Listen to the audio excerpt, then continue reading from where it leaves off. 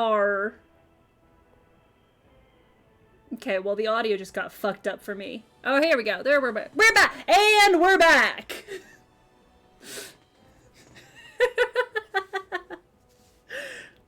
Anyway, as I was saying, that while the PowerPoint is up, I can't actually see the stream or monitor it at all because I got the fuck. It might have just gotten quieter. Well, how does that do?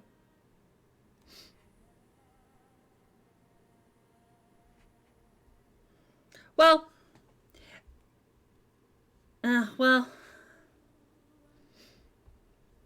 it do be like that on occasion.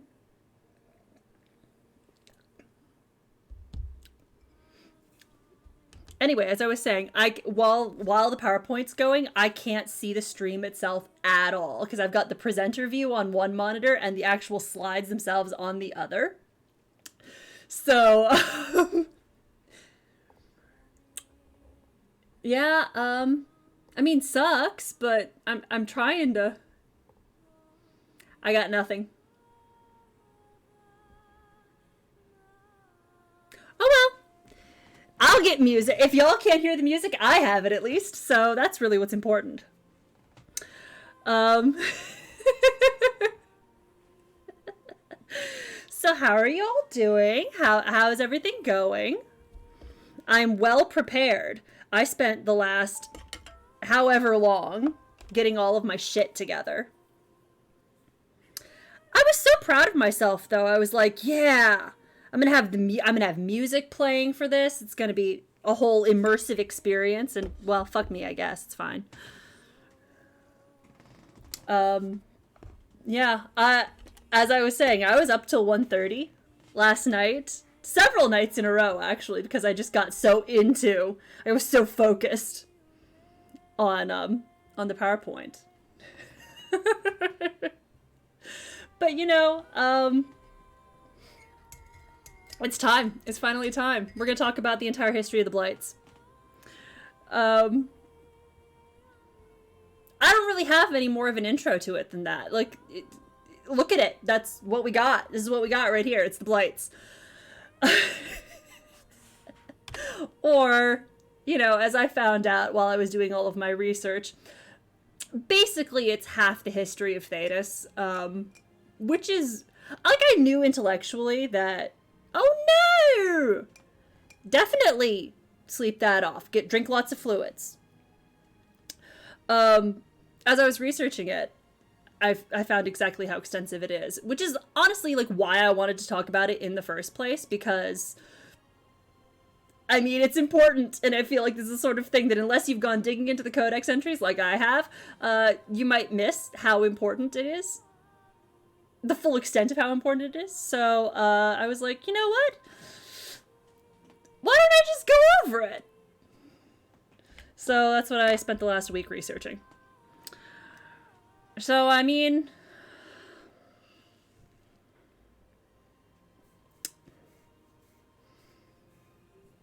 let's just do this thing. I have over 10,000 words of material for this. 234 slides, 2 cups of tea, a stiff drink, and a burning contempt for the chantry. It's dark and we're wearing sunglasses. Hit it. I'm actually taking these off though because it's hard to see in them.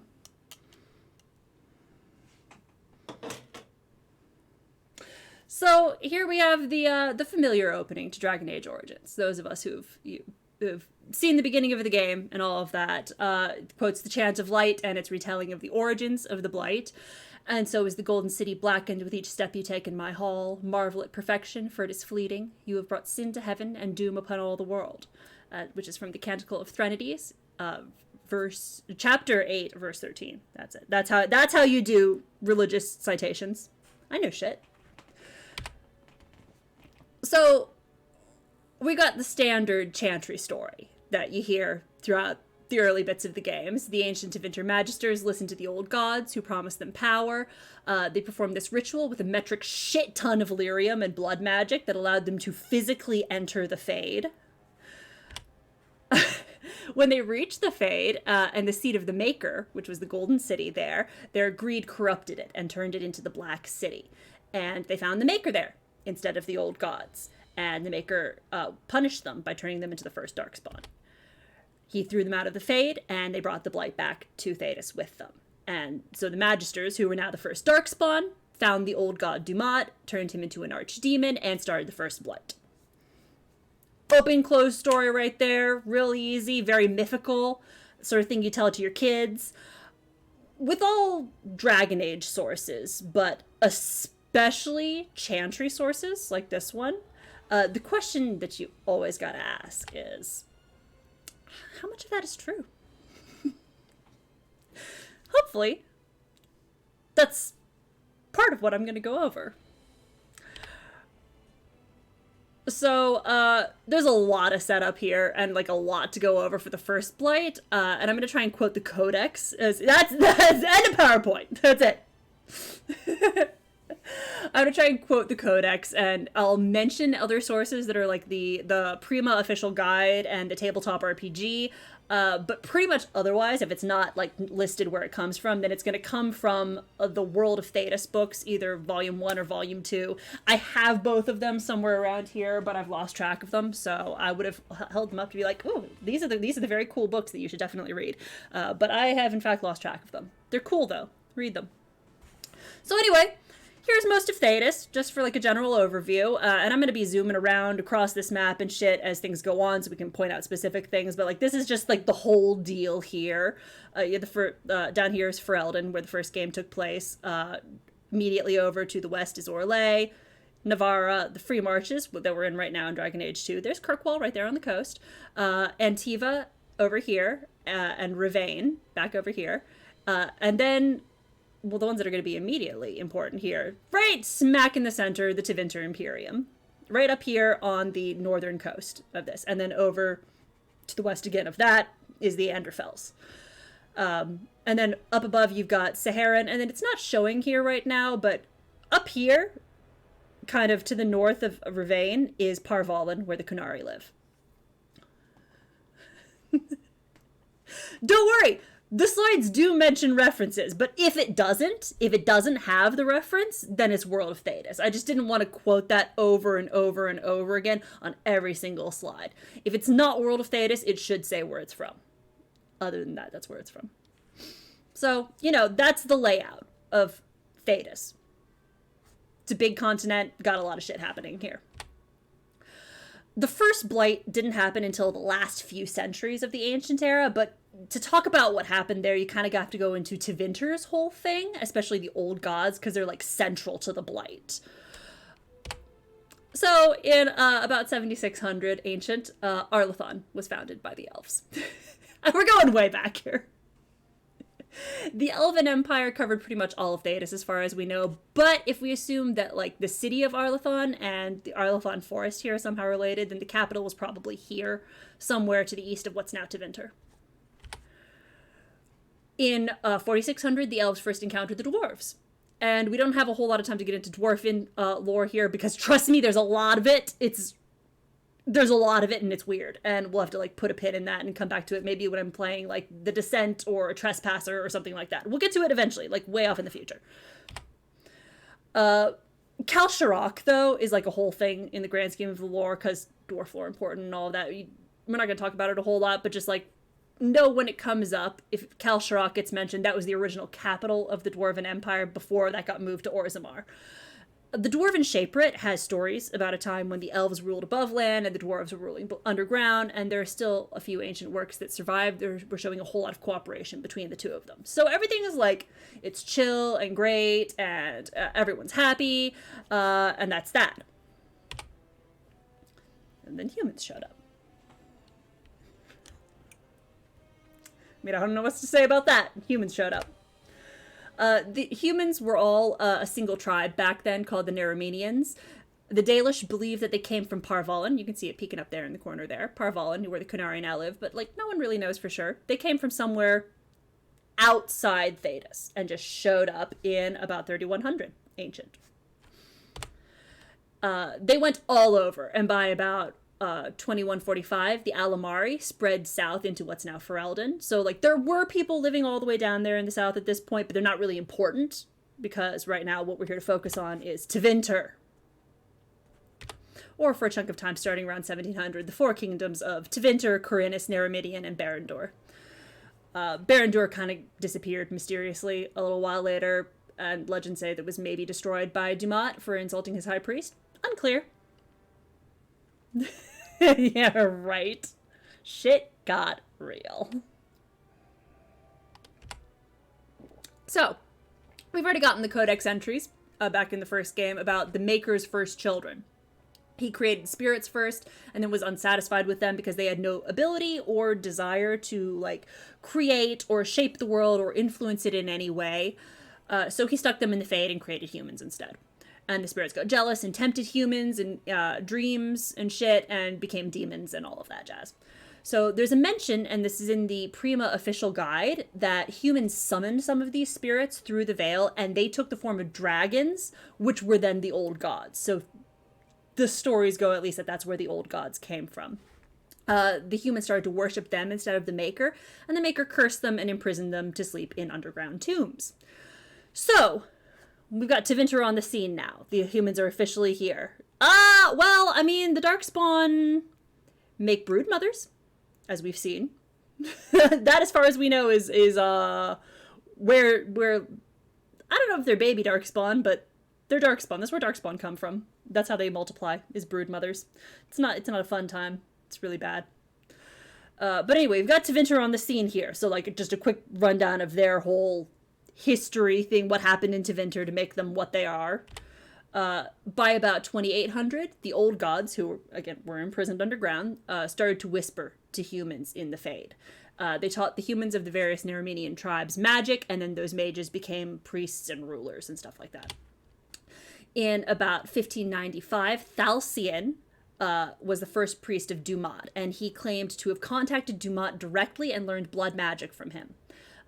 That's debated a little bit. There are imperial chantry sources that say that it was learned from the elves of Arlathon, but no one really knows for sure.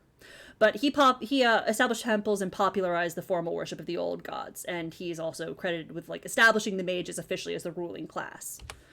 In 1207, Durinius, who was the High King of Naramidian, took the throne of Tevinter from his uncle and set up the groundwork for the Tevinter Imperium, and he formalized the Court of Magisters. Oh, thank you!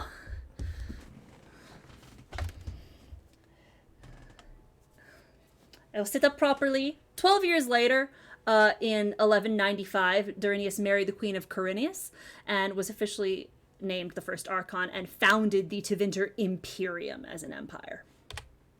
So during all this time, you have the elves of Arlathon who weren't really happy about the humans, who were kind of spreading all over the place, taking over Thedas, and according to the Dalish legends, which I think has come up in the games a little bit, they say that the contact between the elves and the humans, the Shemlin, as they called them, caused the elves to lose their immortality, and they started aging and dying.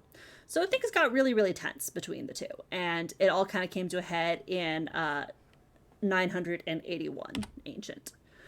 In 981, Archon Thalassian, who is not to be confused with Thalcian, who is the guy who learned blood magic from Dumat. They have very similar names.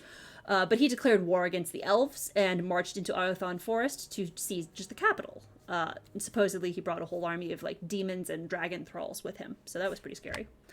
6 years later, a bunch of tribes to the south started attacking the settlements on the border. You were using the war with the elves as a distraction, so Thalassian and the Magisters kind of got fed up with the whole thing, and they used blood magic to sink the entire city into the ground. The surviving elves were enslaved, and the Tevinter Imperium spent the next few centuries expanding across just about all of Thedas, right down through Ferelden up to the Korkari Wilds, where Ostagar was established that we saw at the beginning of Origins. So at this point, you got the elves enslaved, the Tevinter Imperium having conquered pretty much the entire continent. They're ruled by mages, they worship the old gods. things are going pretty well for them. It's great. They're feeling powerful, feeling good. Enter these assholes. The year was 395 ancient, which is about 800 years after the founding of the Tevinter Imperium. In those days, there were 7 magisters who held the role of high priest for each of the old gods. The Orlesian Chantry, the story that we heard at the very beginning, doesn't give a whole lot of detail about what happened past the magisters went into the Fade, pissed off the Maker, and got turned into Darkspawn. The Imperial Chantry, on the other hand, has something that is called the Dissonant Verses. And actually, we haven't gotten to this point in the game's timeline yet, but sometime before Dragon Age Inquisition, pretty close to it, Divine Justinia V published a new translation of the Chant of Light that includes the Dissonant Verses, which I think is... It's a very interesting political move.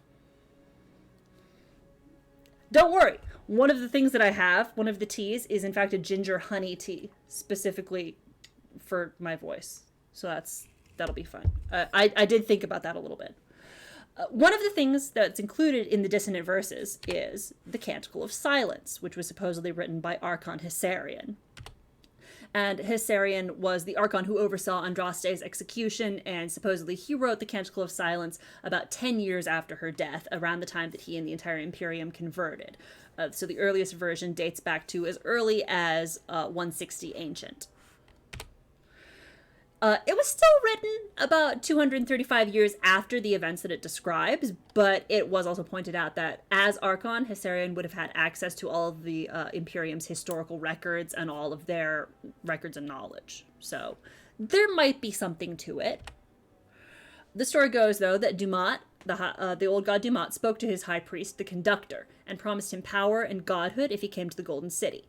So presumably Dumat was looking to get out of his underground prison. The Conductor thought that he probably couldn't do it on his own, so he went off to talk to the high priest of Urthemiel, who was called the Architect. And Urthemiel, incidentally, is the archdemon of the 5th Blight that we saw in Dragon Age Origins. That was that old god. The Architect wasn't sure about this, though, so he went off to go talk to Urthemiel, who was like, yeah, no, totally, I'll do that. Listen, I'll do that. I'll do that for you, too. I'll cut you the same deal. I'll totally make you a god if you come to the Golden City. So the Architect agreed. And pretty much the same thing went down when they went to go talk to the other guys. They each went off and talked to their god, and they came back like, yeah, all right, we'll totally help you. And each of them was definitely planning to stab the others in the back, but they couldn't get into the Fade on their own, so they had to work together. So they got all their shit together with 100 acolytes or whatever, and it took an incredible amount of lyrium and blood magic using slaves to get enough power to physically breach the Fade. Lyrium enough to drown a city in chiming silver, and slaves beyond counting, says the Canticle of Silence. But they did manage it. Before the might of the 7 Magisters Sidereal, the veil shattered like the flimsiest glass. And the Canticle of Silence also has a more complete account of what supposedly happened then. So we're gonna hear what the Canticle of Silence has to say. Like moths who reach a bonfire, the 7 burned, but the Maker kept them from death, and he held the priests before his throne and looked upon them, his long-awaited children, at last returned to him. And he saw only hunger and envy in their hearts, only pride and desire in their eyes, and he knew that they knew him not. Then the Maker heard the distant cries of the sacrificed, a chorus of voices beyond counting, calling out for justice, and all that they had done was known to him. The Maker of all spoke to the 7 then, saying, "Into my house you walk uninvited, demanding rewards you have not earned. On wings of death and suffering are you borne hence. The darkness planted by your betrayers in your hearts I see. Did you not know when you chose to revere them over me?"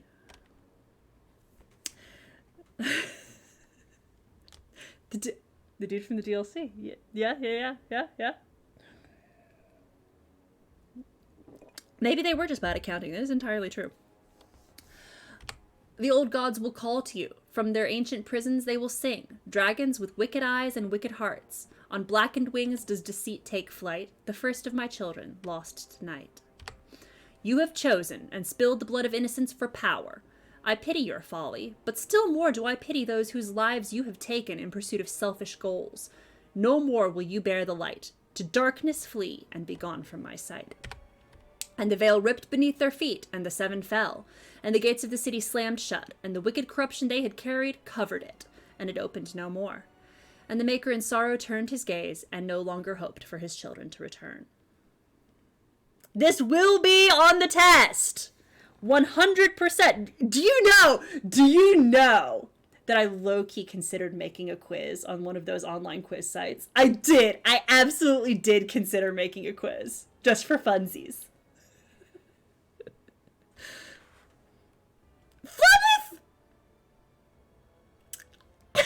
Flemeth is something. That is for damn sure. You know what? That is a good point. She is something for sure. I guess it's she doesn't seem like a darkspawn, but like, I guess anything's possible.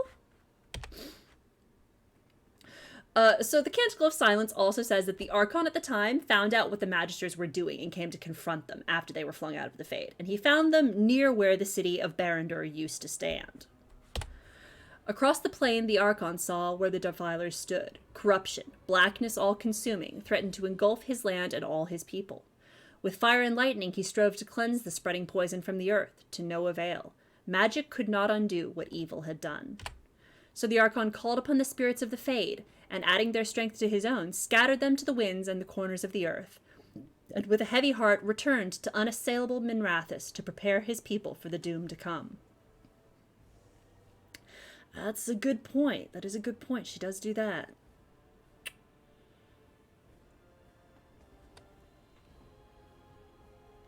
Honestly, there's a lot we don't know about Flemeth so far, so, fair point.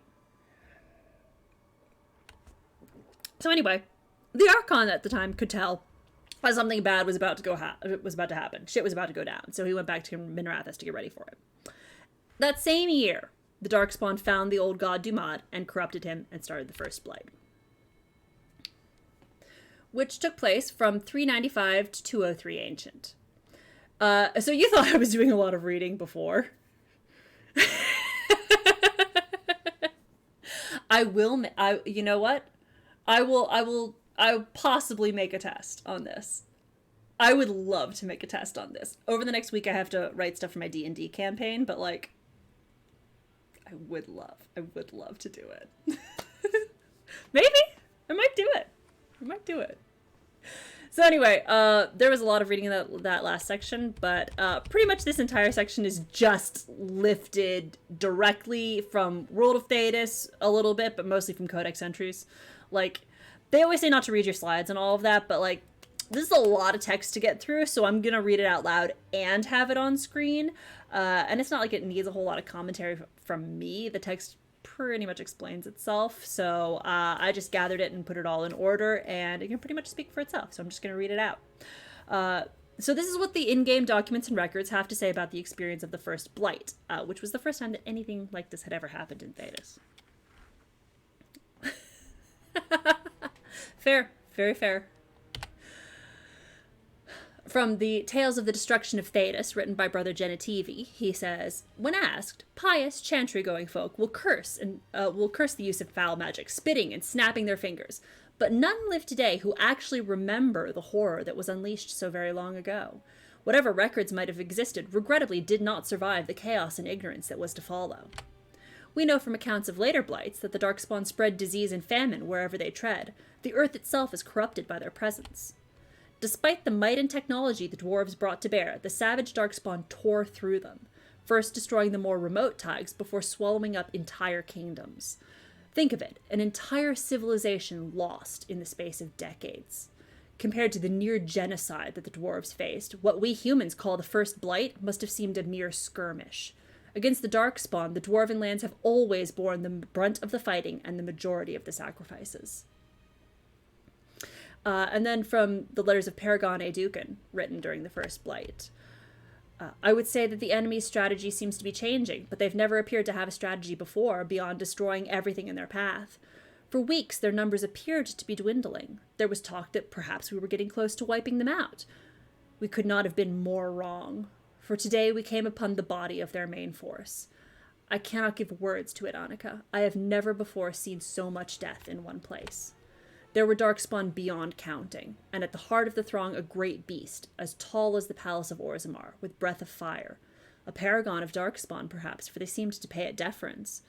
They were leaving, marching toward the mine shafts which lead to the surface.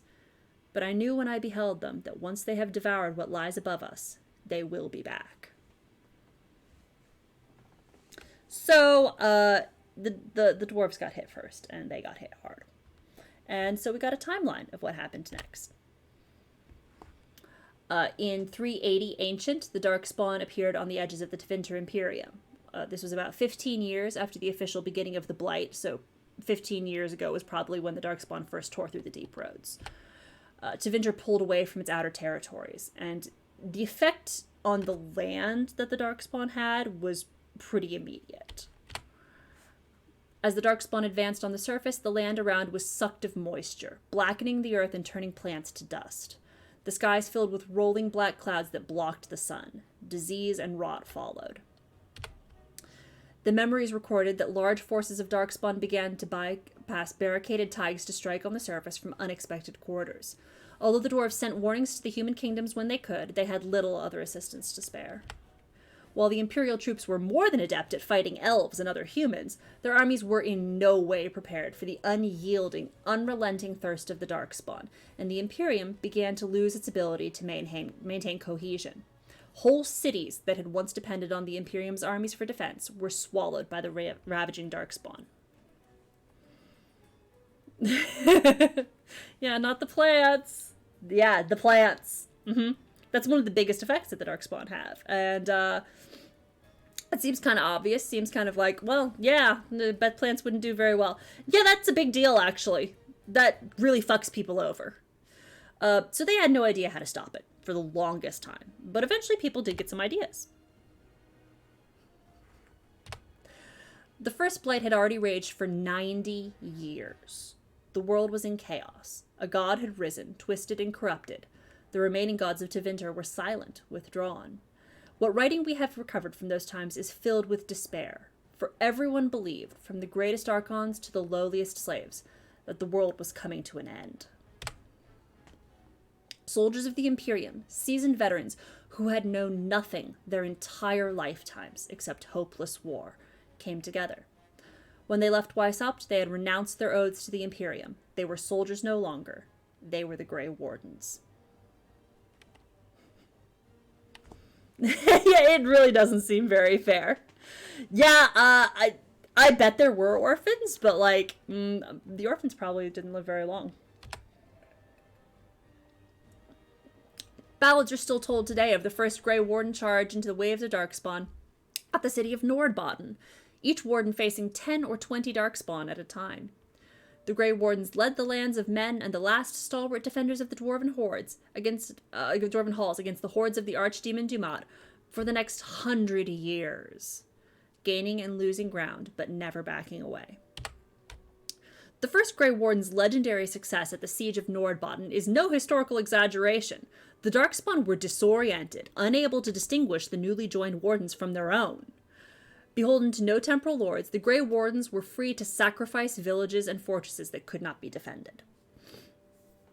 So that's a fun point there, where it talks in the games about how the Grey Wardens can sense Darkspawn, and so also the Darkspawn can sense the Grey Wardens. But because they had never met Grey Wardens before, the Darkspawn didn't know that anything else could feel like that, and they kept confusing them for other Darkspawn, and got confused. There is not information about how they discovered the ritual. I assume that it was probably something like, well, the Darkspawn seem to be able to sense each other. Can we somehow make ourselves like Darkspawn? Unclear. It was 90 years into the Blight at that point, so presumably you had people like Avernus back from the first game who were doing all kinds of experiments. Yeah, right? Be like, huh, you don't look like the rest of us, and he gets his head lopped off. It's like, whoa, I guess you weren't like us. So, in 255 Ancient, by the time Paragon Caridin invented the golems, the Blight had already been going for 140 years. It could be. It could, in fact, be by accident.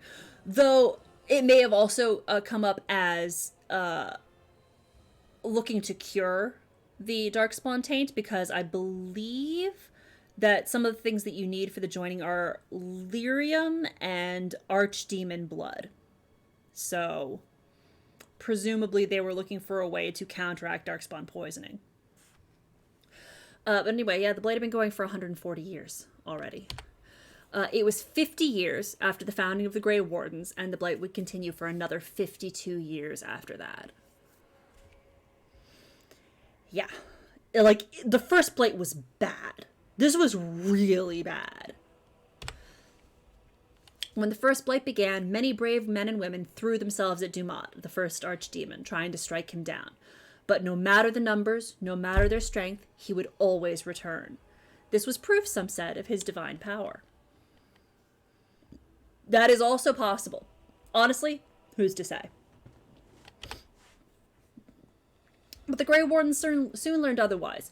Their tainted blood bound them to the archdemon, and they could hear it, feel it, as it died and was born anew, its spirit drawn to possess the nearest tainted creature. The Darkspawn were mindless, soulless, empty shells of flesh that could be bent and remade in the dragon's image. So because of their connection to the archdemon and the other Darkspawn, the Wardens could now actually feel what was happening when Dumat was killed and when he resurfaced in other Darkspawn. Yep. The Grey Wardens met with great success in their early years. A group of Ander soldiers even managed to slay Dumat while he was on the run from a Warden offensive. The celebrations were cut short when Dumat returned unharmed, however, a few days later. But eventually, though, they did kind of figure this out. So, in the years that followed, the Grey Warden scholars learned that the Archdemon's death had only forced its soul to relocate into the body of the nearest Darkspawn, whose form it then twisted back into the shape of a corrupted High Dragon. It seemed that as long as a single Darkspawn remained, Dumat was immortal. So, I mean, it's kind of obvious. The next progression in this is like, well, if it can, if it jumps to other tainted creatures, what happens if?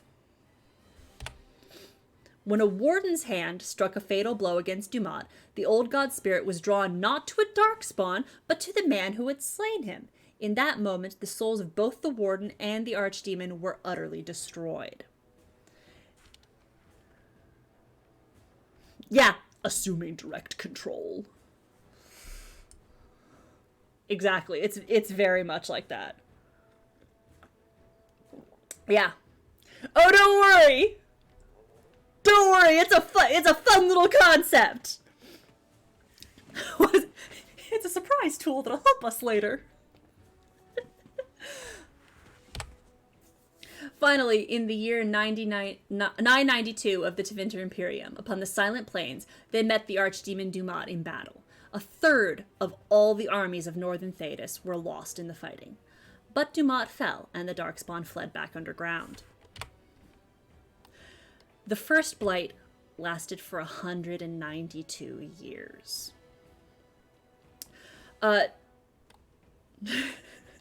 This hurts me. That's really good. Yeah. So Dumat didn't come back in the years that followed. The Darkspawn were still roaming around in pretty big numbers, and they had to keep fighting them. But without the Archdemon to lead them, they were pretty disorganized. And by about 195 Ancient, which was about 1,000 years about after the Tevinter Imperium was established, they were forced back underground. Yeah. So a few things happened next once the Wardens had successfully ended the first ever Blight. First of all, the Grey Wardens signed contracts and treaties with the other nations. So Tevinter, the Dwarves, any other nations that happened to be going around. This is where some of the Grey Warden treaties, like we saw in Origins, come from. They date all the way back to the first Blight. Since their establishment, the Grey Wardens have always been able to call on help from pretty much anyone around, because it was recognized that they were the only people who could do this. And the Wardens were granted the right of conscription.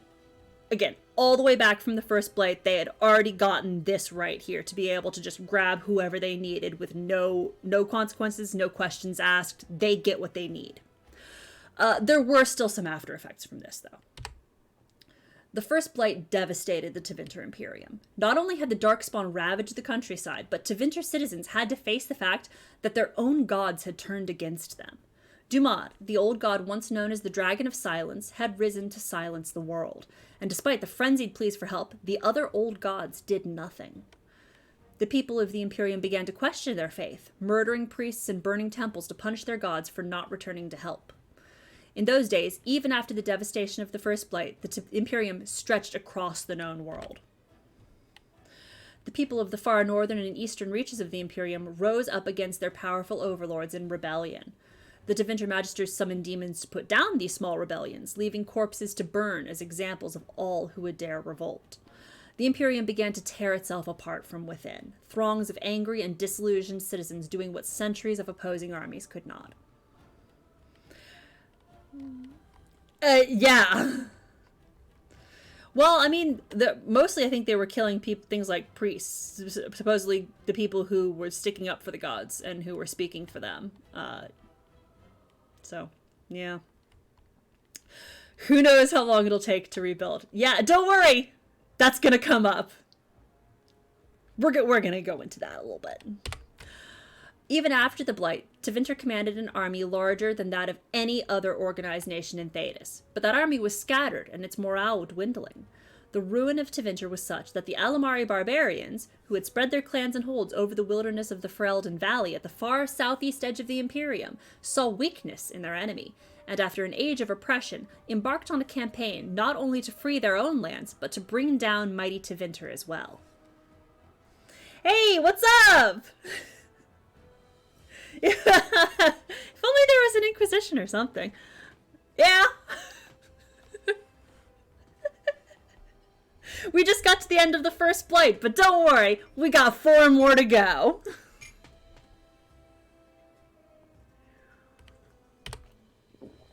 The leaders of that blessed campaign were the great barbarian warlord Mafrath and his wife Andraste. Their dreams and ambitions would change the world forever.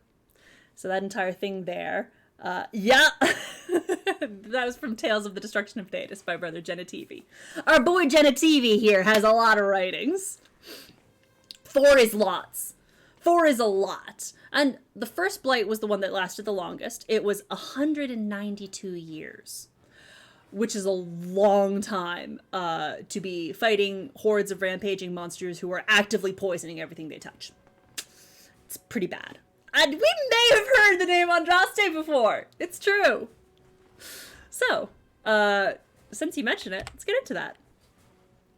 Andraste was born in 203 Ancient, which was the same year that the First Blight ended. She was one of the first of this new generation to be born in a world not constantly at war.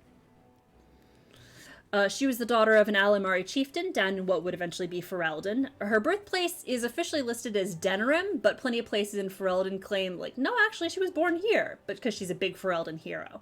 She was a slave in Tevinter when she was young, but she escaped back to Ferelden and she married Mafrath, another warlord there. She led the first exalted march against Tevinter, and in 180 Ancient, she brought the Alamari army into Tevinter. Clearly! It's exactly what she is. I have thoughts and opinions about Andraste, but that's a whole other can of beans right there. A whole can of worms we'll get into. We'll do. That's for another time. In 170, she was betrayed by her husband Mafrath and was executed before the gates of Minrathous. Mafrath returned south to rule the Ferelden Valley. He gave the Dales to the elves as repayment for their help. So one of the things that Andraste did was she rallied the elven slaves. The Canticle of Shartan, which is one of the dissonant verses, was about one of the most important elven leaders, Shartan. So even though he betrayed Andraste, Mafrath did recognize how vital the elves were and gave them the Dales to be their new homeland. He divided most of the other lands taken from Tevinter between his sons, and he went back and ruled lands in Ferelden. In 160, 10 years after Andraste's death, Hissarion revealed Mafrath's betrayal. Hissarion wrote the Canticle of Silence, which we heard from earlier, and converted the Imperium to the faith of the Maker. In the meantime, though, the Darkspawn retreated to the Deep Roads, and it was up to the dwarves at that point.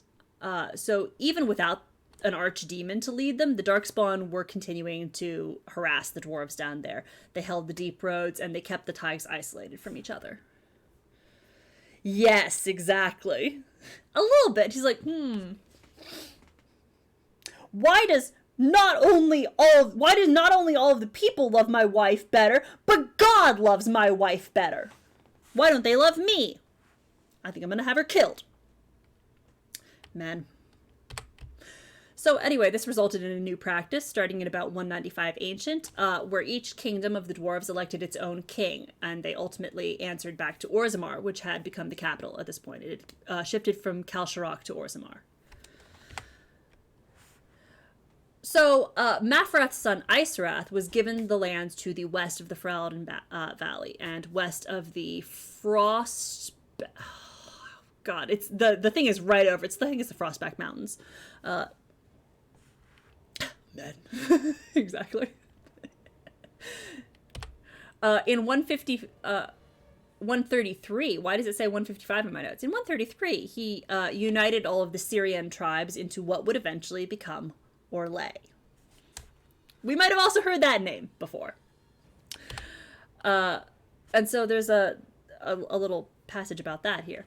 What could hold back an empire? Another.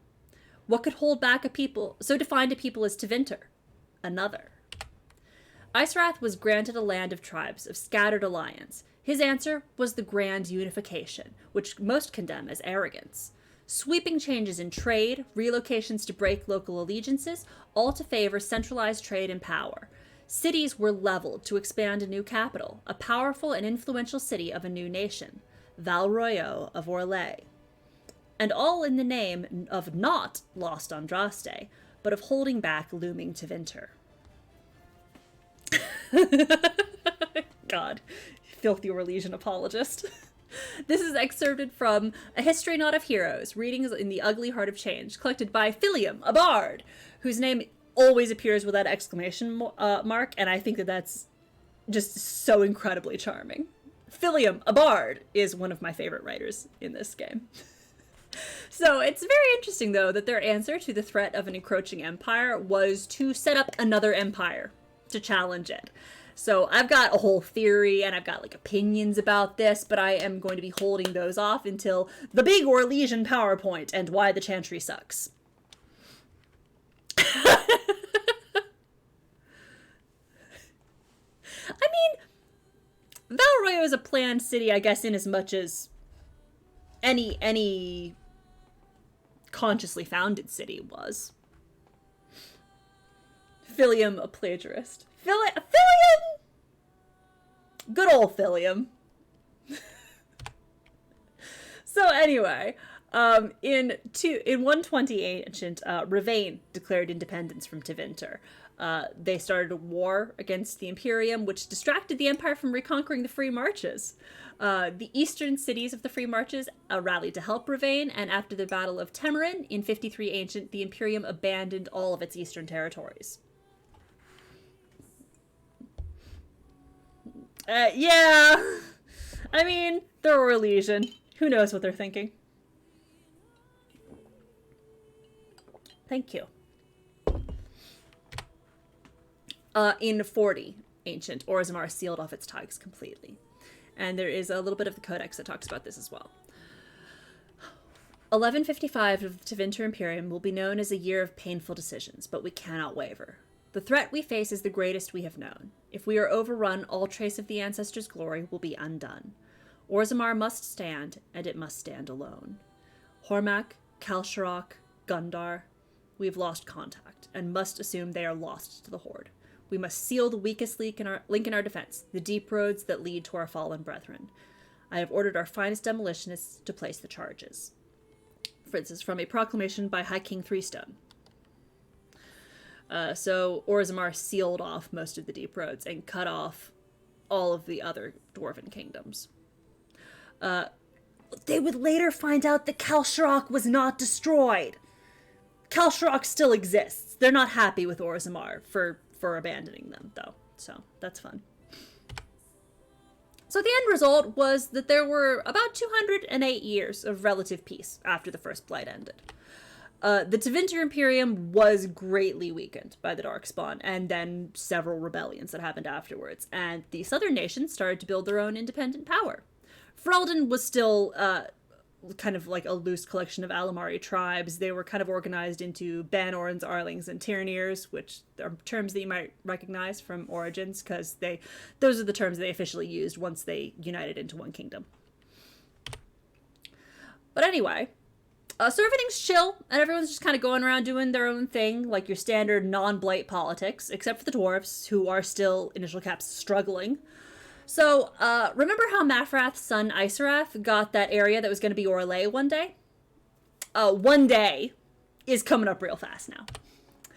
In 36 Ancient, the people were still mostly just a group of tribes known as the Syrian, kind of gathered together. The daughter of a Syrian chieftain married this guy from Tevinter, and they had a kid. And this kid's name was Cordelis Dracon. And this is the guy that I did spend actual hours of my life creating a detailed timeline for. I have a full timeline of this guy's life, including all of the important events in his life and how old he was at the time of each of them. Because I'm insane! We do care about the feelings of the dwarves. Don't worry. The dwarves, I have, again, also thoughts and opinions about the dwarves. And that's something that I'm going to have to hold off on until, like, the end of Inquisition, because Inquisition's going to turn a whole bunch of lore up on its head. And I have... The dwarves are where I start to pull out my, like, pin and string crazy, like, insane theory thing. So, absolutely do not care about the feelings of Darkspawn. So, back in about 36, people worshipped Andraste and the Maker and all of that, but they kind of just, like, did however they felt like doing it for the most part. They had the Chant of Light, and they had all the stories about Andraste and her life, and then, other than that, they just had, like, a whole slew of different traditions. When he was about 16, Dracon decided that, nah, his way was the best way, and he started going around trying to bring people into his particular brand of Andraste worship, using that old tried-and-true Orlesian method, war and conquest. A little from column A, a little from column B. Dracon was not a himbo. Dracon, well,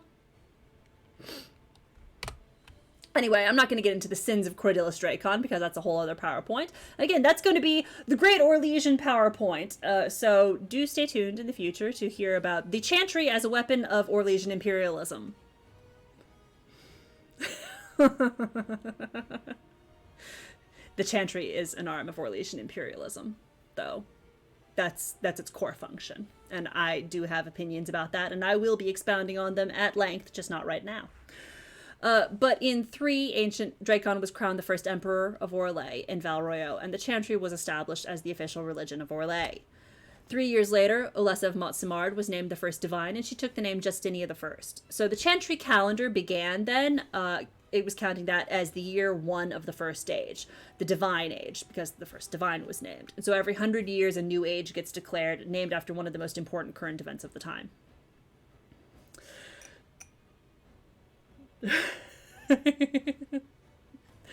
Well, I have nothing against worshipping the Maker and all of that, but I have problems with Dracon the same way that I have problems with Napoleon, so, man, don't have time for that. As if I would be caught dead speaking French. I can't speak French. Don't worry. I am pretentious enough to attempt to do things if I could, but I can't, so. Anyway, they didn't have a whole lot of time to bask in all of these accomplishments, though, because 5 years after that, the Darkspawn found the old god Zazakel. And the second Blight started. No Latin slides. Not even any Old English slides, which is wild, honestly.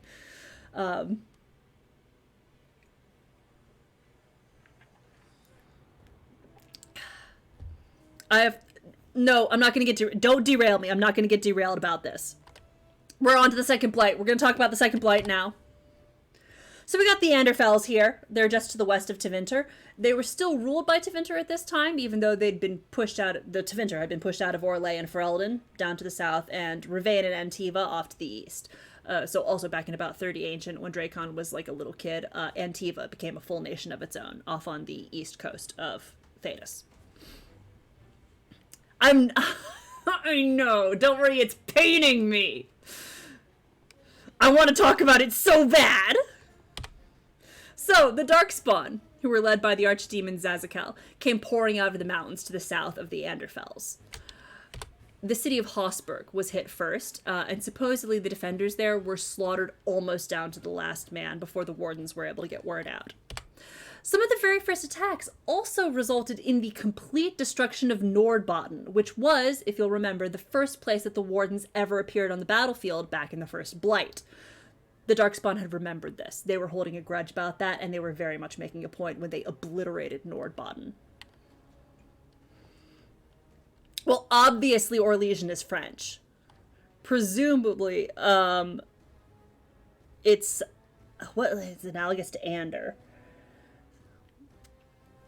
It's probably some weird, because there's Tevinter on one side and then there's Orlais. So Tevinter, if they're Latin-esque, and Orlais is French-esque, Ander is, I don't know, some weird mix of the two. Italian.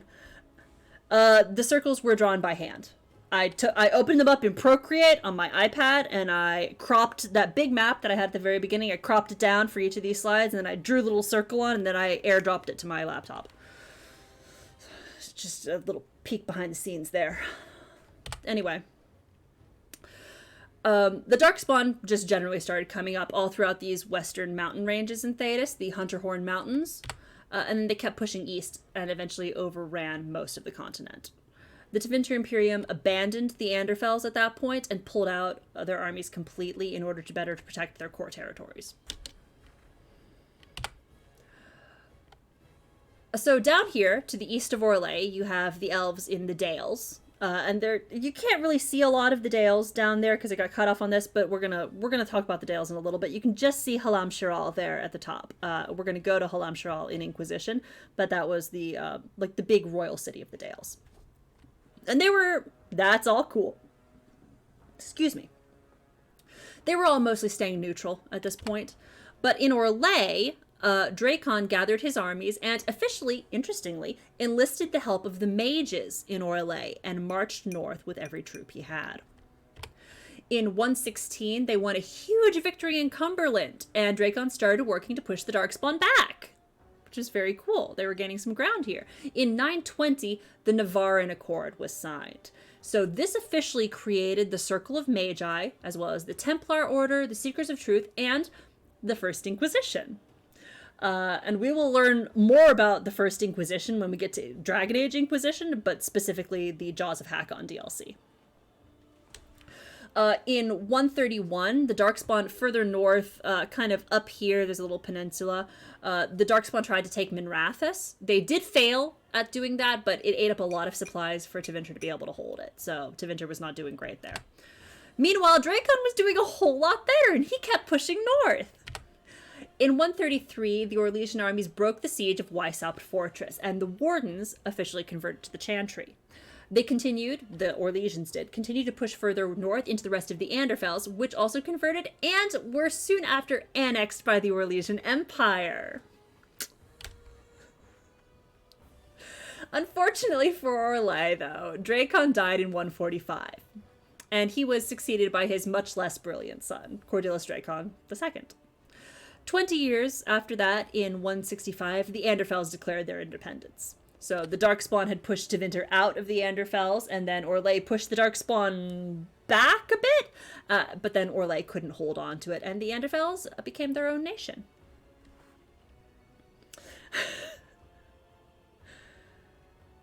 Could be. Navarin is, God only knows what Navarin is.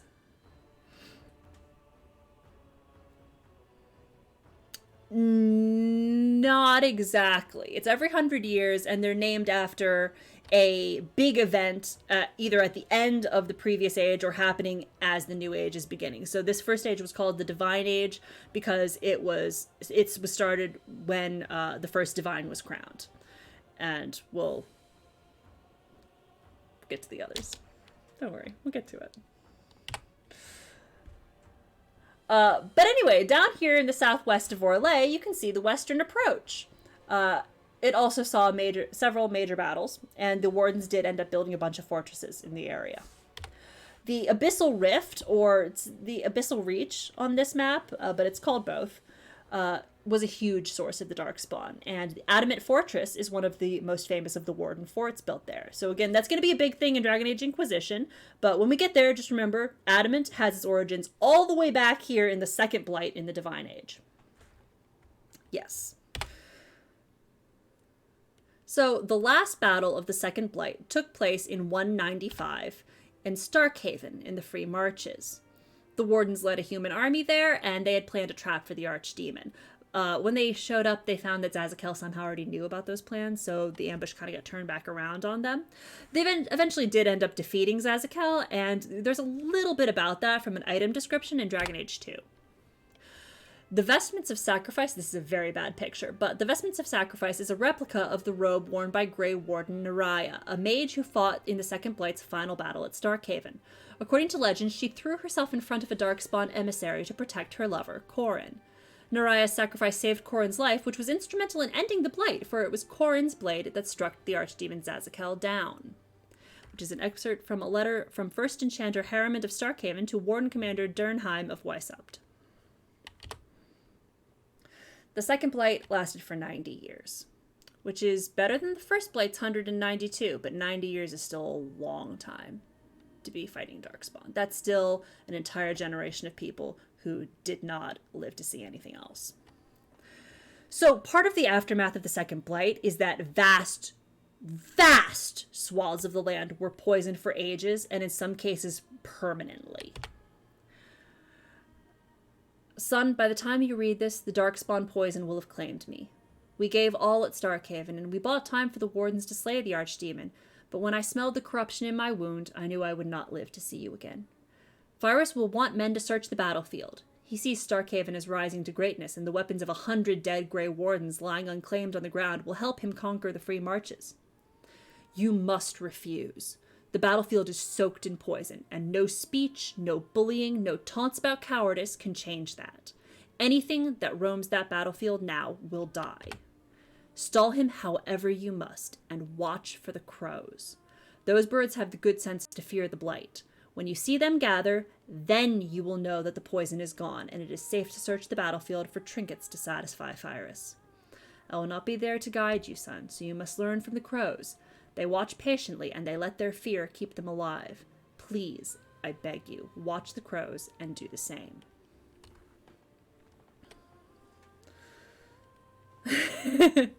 Not even a whole age.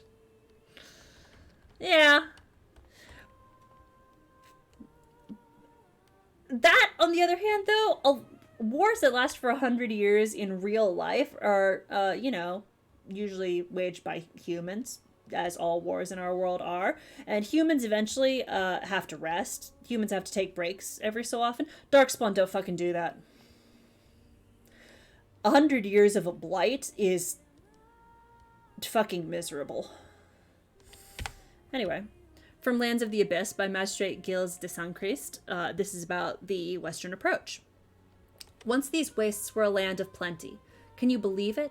The rain came north over the Gomorrhan peaks, turning the plains green and verdant for 3 months of the year. 800 years ago, that changed. During the Second Blight, Darkspawn spilled out of an enormous crack in the earth, corrupting it with their foul blood. And it never recovered, even after they were driven back underground. The Grey Wardens built Adamant Fortress to stand watch over that chasm, but eventually even they abandoned it to the wind and the biting sand. What few of us eke out a living in this maker-forsaken place do so, knowing that any number of deaths await us. Darkspawn raids, dragons, bandits, not to mention starvation from the lack of watering game. If we stay, it is because we know there are treasures buried in the bones of this place, ruins from the time when Tevinter ruled, and even earlier. We pass tales around our campfires of the things we have seen, shrouded in the dust storms. It's very, very true. In a way.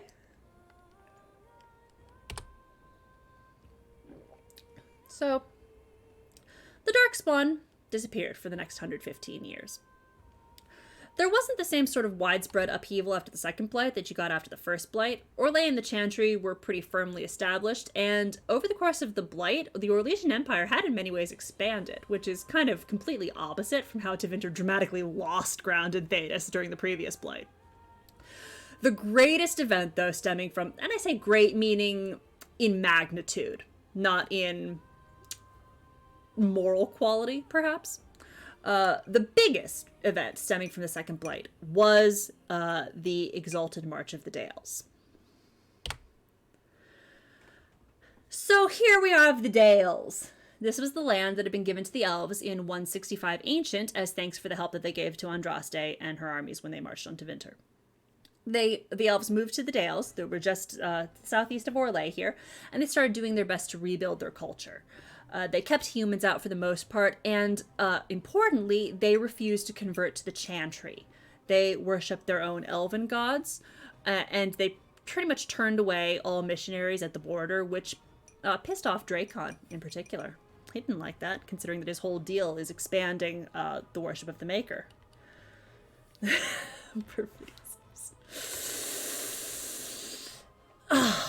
I'm not going to rise to the bait. I'm not going to do it. You know that I want to rise to the bait. I really do. But I'm not going to do it because it's already been like an hour and 15 minutes and we're only on the second Blight. So we still have the fourth Blight to get through. And let me tell you, that one's a doozy. So we're going to keep going. Anyway, when the Darkspawn attacked Mont Samar during the second Blight, the elves stood back and they didn't come to help. Because they didn't really trust that the humans would ever stick their necks out for the elves in return, so they decided to concentrate on protecting themselves. They figured that if the Darkspawn then turned against the elves, the humans would say, oh, well, this is not us, and kind of abandon them to their fate. And they thought, well, we have to look out for ourselves. Fucking magnets. You definitely need to use magnets. So shit got more and more tense throughout this Blight, and it didn't get better after the Blight ended. And it all came to a head after the attack on the human settlement at Red Crossing. And I don't have it on the map, but Red Crossing, remember the name. We don't really have time, again, like with so many things, we don't have time to get into that and what did or didn't happen there. It'll come up in a quest in Inquisition, though, so watch out for that. But anyway, people got big mad about it, and Orlais declared the second Exalted March. The first one was Andraste's march against Tevinter. This was the second Exalted March. They declared it in 2.9. And they conquered the Dales in 220, and there are a whole lot of things that resulted from that. First of all, the Elven Kingdom was dismantled. There was officially no kingdom left ruled by the elves. The alienages were established in every major city in Thedas, where the elves were relegated. There was a ban on the worship of the elven gods, and they were forced to convert to Andrastianism. Some of the elves decided, nah, fuck that. We're not going to live peacefully with you. And they created the Dalish clans that traveled around Thedas with no set home. Human settlements were established across the Dales in the lands that had been taken from the elves. It's like the Crusades. It's a little bit like, the repeated land taken from Native Americans, among other indigenous peoples. So, a little bit of that. And the Canticle of Shartan was removed from the Chant of Light. It, at that point, became one of the dissonant verses, and was no longer included in the Chant of Light as taught in the Chantry. So, Orlais is a major power in Thedas now. The elves have been kicked even further down. The dwarves are still struggling underground. And like I said, the Darkspawn disappeared for 115 years while this happened. And then the third Blight happened. In 310 to 325 towers. So great news. Really, really good news on this one here. There's almost no information about the third Blight, so we can zoom through this one pretty damn quick. There's like one codex entry for something called the Thorn of the Dead Gods, about the weapon that killed the Archdemon Toph, that's in Origins, and like literally everything else comes from the World of Thedas books. The Kunari presumably the Kunari have low-key been around this entire time because ogres were a thing, but the Kunari weren't really a major player yet. They hadn't... A few Kunari, or Kossith, or whatever they are, Kunari is technically the philosophy, the big horned guys, a few of them had shown up, and so that's where ogres came from, but like as a big occupying civilization, they weren't really on the scene yet. So this one, we start off on the map here with a wide range here. Got a nice big zoomed out view, because the first thing that Darkspawn did in the third Blight was to hit the Tevinter series of Marnispel and Virantium, up there on the coast, as well as the Orlesian cities of Cherneau, Arlesan, and Montsamard. The Grey Wardens were able actually to gather a defense pretty quickly. There were some pretty heavy losses in these first few battles, but they did manage to push the Darkspawn back pretty quickly. So in 318, the Darkspawn pushed east into the Free Marches instead, which were a lot less guarded. They started attacking cities along the Menanter River. At first, Orlais and Tevinter kind of left them to it and concentrated on, rebuilding the damage that they'd sustained, but the Grey Wardens kind of put some pressure on them, and they eventually did send troops to help the Free Marches. In 325, the armies of the Grey Wardens, Tevinter and Orlais, met in Hunter Fell, where they destroyed the Archdemon Toff in one of the bloodiest battles in history. But supposedly the Darkspawn corpses afterwards were piled up 100 feet high and burned. A lot of Darkspawn got killed there.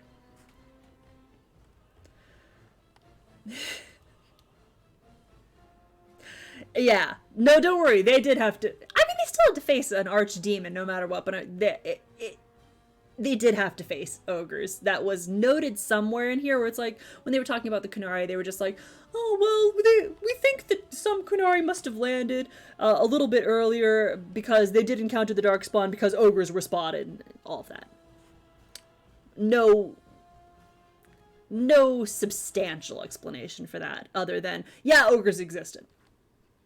I don't know. Make of that what you will. But anyway, the third Blight lasted for only 15 years. And I say only 15. It's only 15 in comparison to the first two Blights. 15 years is still a long fucking time. But compared to the first two Blights. Almost 200 years for the first one, almost 100 years for the second. 15 years was comparatively light. One of the immediate results was that in 325, which was the same year that that Blight ended, Tevinter and Orlais turned right back around on the Free Marches while they were still celebrating. Orlais, where's my mouse? Orlais took Navarra there, and Tevinter took Hunter Fell. The Marchers did fight back, though, and eventually they did regain their independence. Hunter Fell broke away from Tevinter in 349, which was 24 years later, and took Navarra a little bit longer to get away from Orlais, 40 years, but they did become an independent nation in 365. This is a pattern you'll note, and I'm putting this off until the Great Orlesian PowerPoint again, but like, they've done this twice now during a Blight. First, the Anderfels. They sweep in, they push the Darkspawn out, they annex the Anderfels. They help Navarra and the Free Marches push out the Darkspawn, they annex Navarra. This is the fucking modus operandi for the Orlesians. They did it again in Kirkwall with the Kunari later. But that's none of my business. A bitch needs another drink. Anyway. The next period of peace lasted for 187 years, which is not bad. I don't have a whole lot of time. I mean, a whole lot of things to say about this, honestly. I don't have time in general, but I don't have a lot to say about this. Time kept going. Yeah, that's exactly it. I'm not gonna write. Oh, no! No frame drop! Don't do this to me! Not when we're getting to the most important part of this PowerPoint! This is the most vital thing! I might be, honestly. I need it after all of the research that I did on this. I think I deserve to kick back a little bit. Oh my god. Don't worry, we're already on slide 145. We're making good progress. But again, I don't have a lot to say about this time period. Shit happened. Yeah. Everyone's doing pretty well. There was that turnaround there in the Free Marches. Ferelden still had a little ways to go before it kind of shook out into the form that we get to see in the games, but a lot of that did happen during the next Blight while that was going on. So let's get into it. It's the fourth Blight. Where do I start with the fourth Blight? The first Blight had a lot to it. The fourth Blight is probably the one that I have the next largest amount of. You know what? It's not even the next largest. I have the most information about the fourth Blight. The fourth Blight is a fucking beast. It has an entire book about it. And, like, honestly, I can stretch, honestly, and I should probably do it before we get to the fourth Blight, because, I need my wits about me for this one. It has an entire book about it. Feel free to go ahead and redeem the stretch. I'm going ahead and doing it anyway. It has an entire book about it. It's called Last Flight. It's one of the novels. Like, the first PowerPoint that I did was, like, a book report of the first two Dragon Age novels.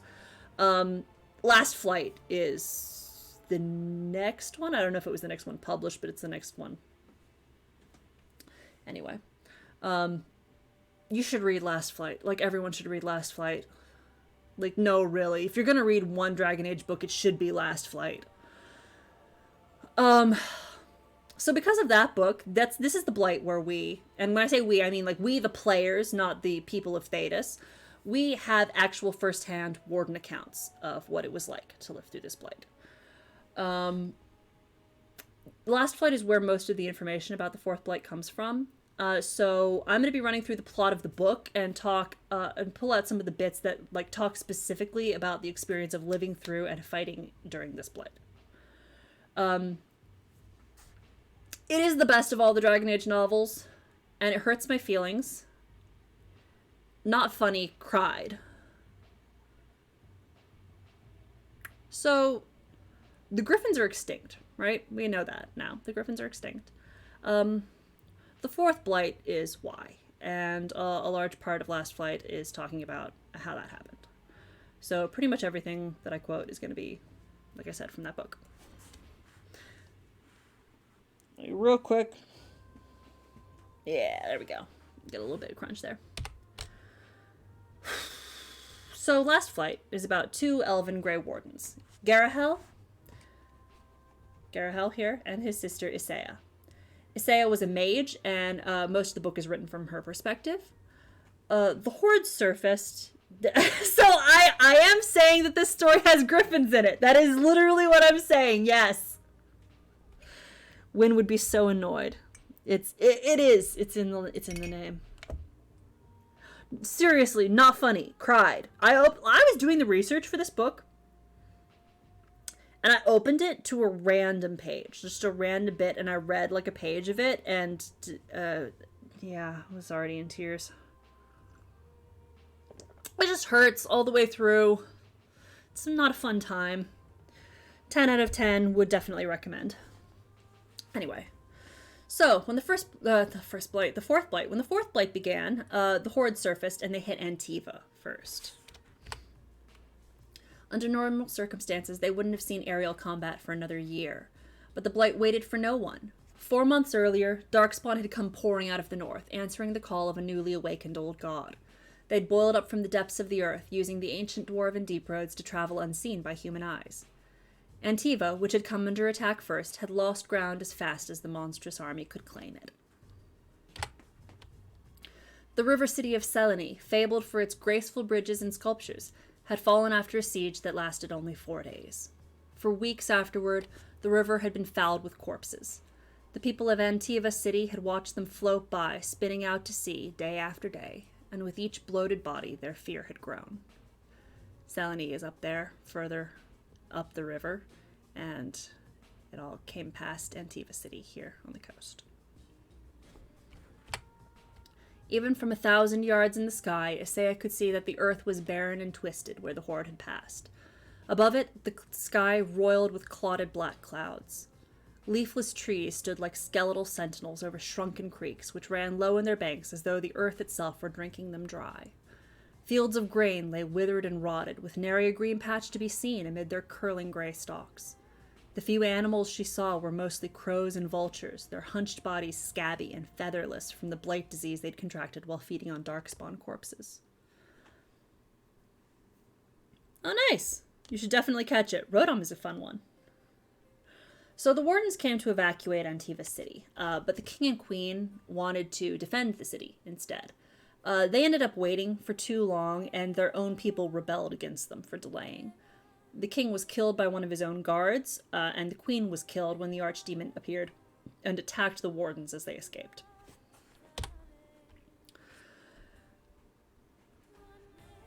So Garahel and Isaiah were paired with their own griffins when they were in Antiva City. Garahel named his crooky tail. It was a very funny looking griffin, had a little crooked tail. And Isaiah kept the name that her griffin had previously, which was Revas, which is Elvish for freedom. So when the Wardens left, they traveled south further along the coast into the Free Marches to Wycombe. The Warden commander there basically could already tell that the Wardens were going to be sacrificing large swaths of the area.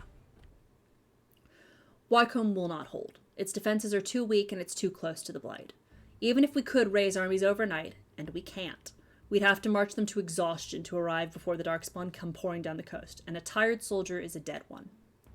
The Blight will take Ravain as well. The peninsula is already cut off from the mainland. There's no hope of saving it if the Darkspawn flow that way. I'll send ships and a flight of griffins to save whoever we can, but the nation itself is a loss. Oh no, it escaped! So they were struggling to figure out how to evacuate as many people as possible from Wycombe before the Darkspawn arrived. And Isaiah came up with the idea to modify the Aravels that the Dalish use, so they could be levitated by mages and then pulled by griffins while they were flying low to the ground, and which would be able to go far faster than pretty much any other form of transport. So they did manage to build several of them, and they started carrying citizens from Wycombe across the Free Marches. Across here to Starkhaven. So, the Darkspawn did not use griffins. the Grey Wardens use griffins.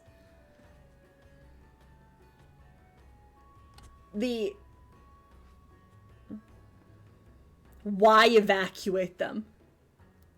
I mean, basic human decency. I think is the answer. Just like,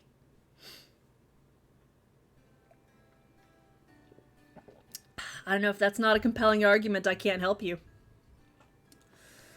So like one of the biggest things in A Last Flight. You know, I'm not gonna fucking address that. It's fine. One of the things in Last Flight, though, is watching Isaiah change over the course of the Blight in response to everything she sees and everything she has to do. Even this early in the Blight, she's starting to get tired and jaded with how many people they have to just simply abandon everywhere they go. When the first Aravels reached Starkhaven, there's this older woman in one of them who protested the idea that she'd be expected to fight in Starkhaven when the Darkspawn got there, and Isaiah snapped at her. Guess. You can fight, and you will. You made that choice when you stepped into the Aravel. We won't be able to get everyone out of Wycombe. We don't have enough boats, or enough griffins, or enough mages to save them all. Someone else will die because you took their place. So you will fight, or I'll gut you myself for wasting my effort and a spot that could have gone to someone with some courage.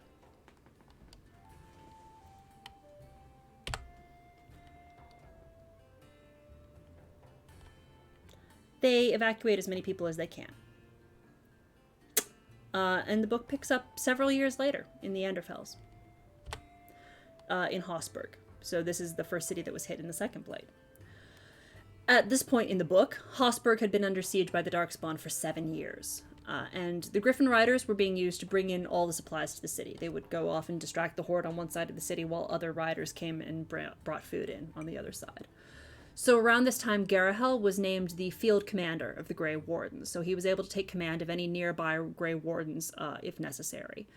He was also a major diplomat for the Wardens. Garahel was extremely attractive and very charming. He managed to win over Queen Merwen of the Anderfels and get her to commit troops to the war, at the price of his public support for her and also spending the night with her. Yeah, it does. It had been a perfect run. They hadn't lost a single rider. She didn't think anyone had even been seriously hurt.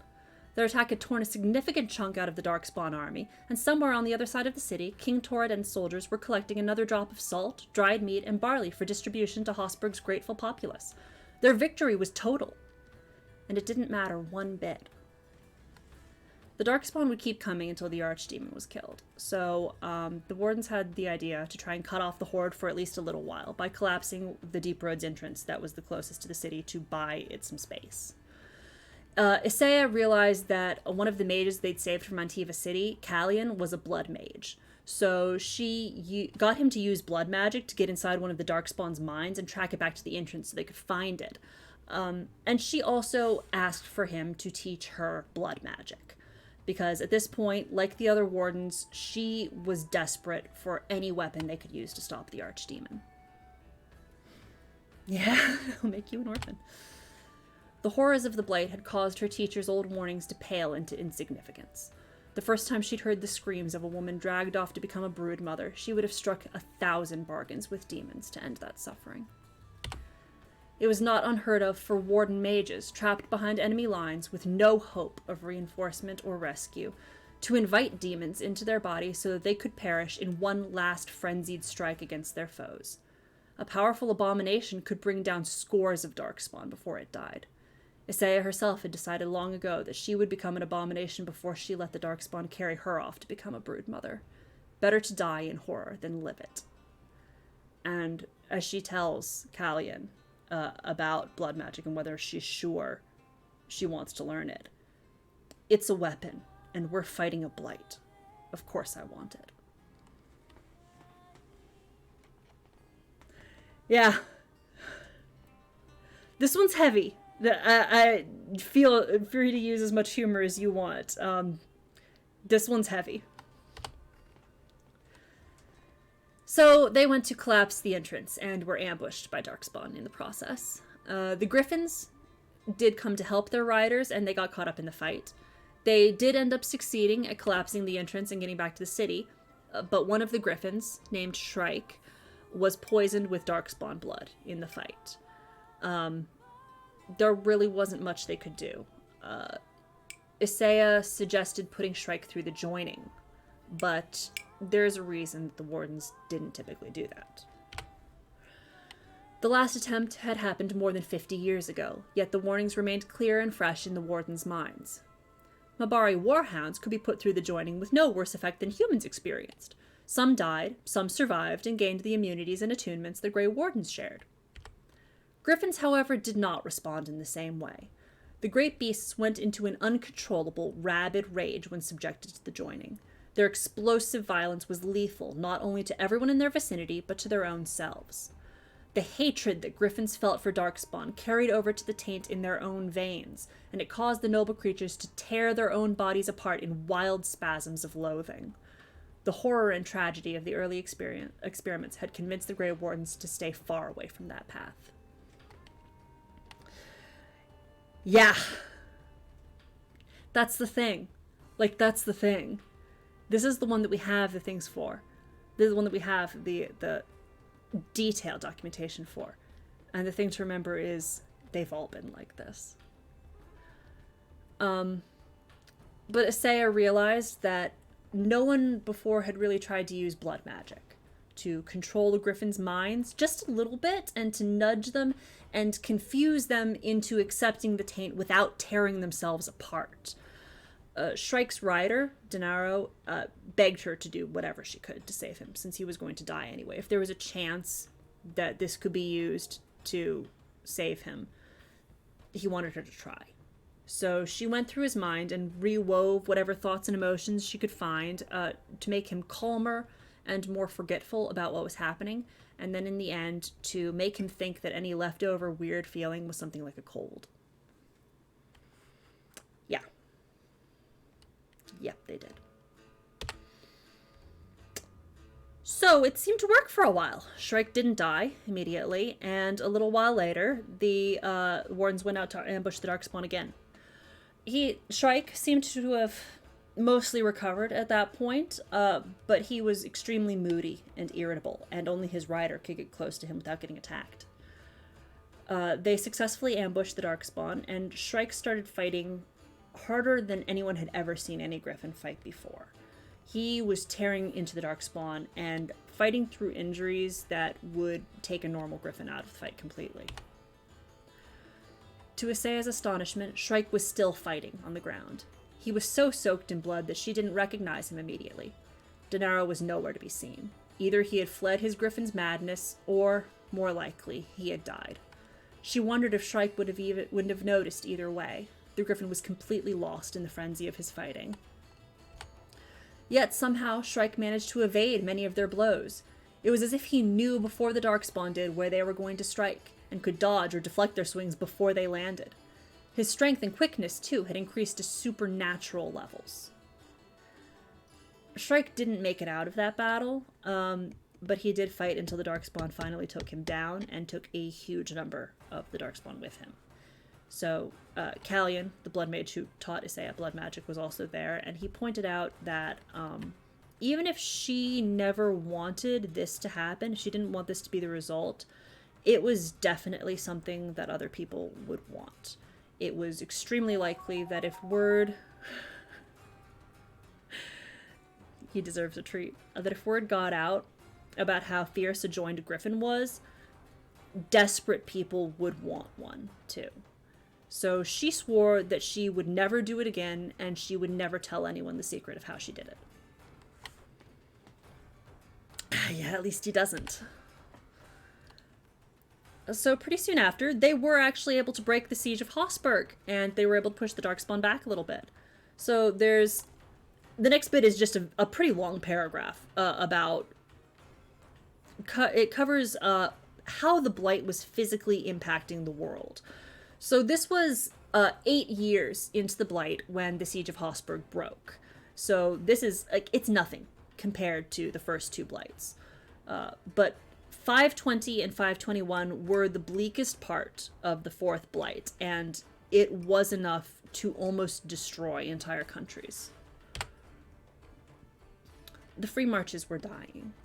Under the withering influence of the Blight's magic, the coastlines had become bare strips of rock, flagged with the wrinkled skeletons of dead seaweeds. The ocean itself had deadened to a murky gray. Its fish had either fled or died, and the mussels and oysters that once fed the cities of Wycombe, Hercynia, and Bastion had perished in the water, leaving vast beds of empty shells that clacked eerily in the tide. Inland, the devastation was even greater, for it was not masked by the sea. Large swaths of the forests were dry and dead, the standing corpses of their trees blotched with unnatural fungi. Once rich farmlands had turned to cracked hills of dust, crowned by a few wispy stalks of headless barley. Children and livestock born under the clouds of the Blight tended to be small and weak, frequently deformed and easily lost to disease. The few birds and beasts that had escaped the traps and arrows of desperate free marchers had either starved or succumbed to corruption. After nearly a decade, even those that had survived long enough to become ghouls had died years ago. Hunger and hardship, as much as the swords of the Darkspawn, were killing the people of Thedas. That was the message from all the Griffin Riders and all the kings and generals whose tidings they bore.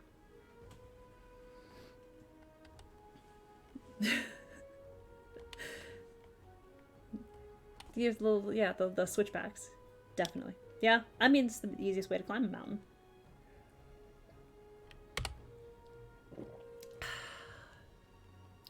So in 521, the archdemon appeared above several cities. Tangervale, Starkhaven, and Kirkwall. Blight sickness was sweeping through the countryside, and it was turning the few holdouts of people there into ghouls. There were rumors of cannibalism among them, as well as possibly among the peasants, who were desperate for food at that point. Isaiah and Callion, the Blood Mage again, were sent to meet a few other wardens at Fortress Hain in the Vimark Mountains. Isaiah was supposed to oversee a shelter there for people to escape to that was called the Refuge. They hollowed out the caves under the fortress even further, and they used an avalanche of ice, which they then melted, to fill a massive underground cistern. I also want you to know, I don't know if you can hear the music, because apparently it crapped out early on, but at this point it's playing the Hawk family theme, which is a very dangerous thing for me to be hearing at this point in time. So...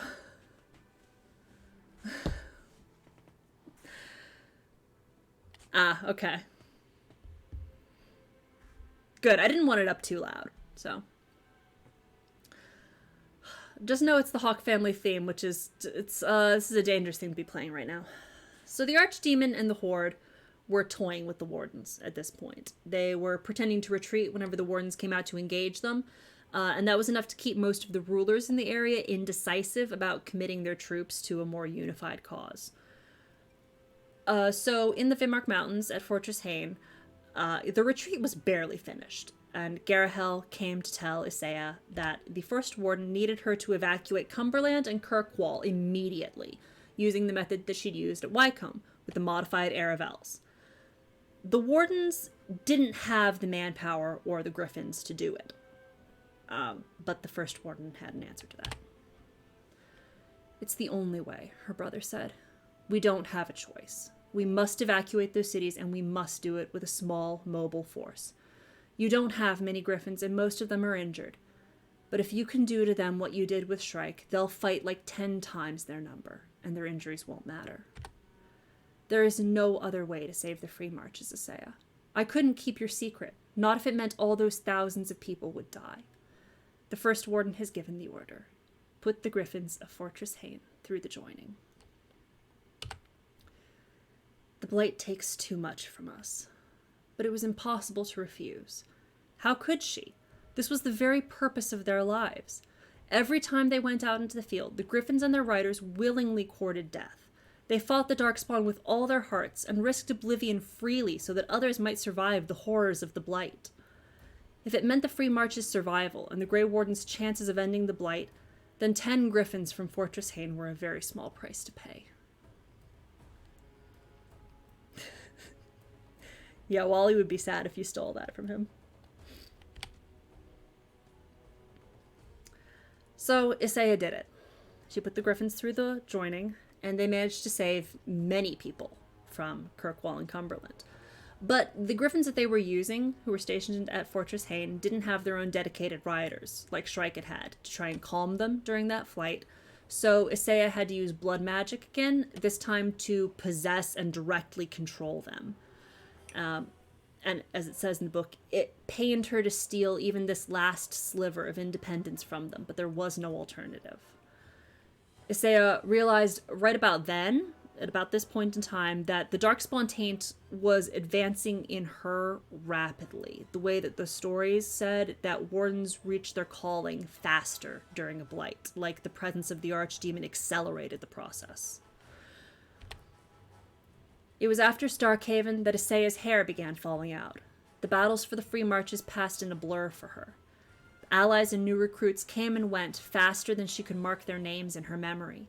Some were taken by fever, some succumbed to the madness of the Darkspawn taint. Many fell to swords and arrows. A few, very, very few, survived long enough to hear and answer the calling.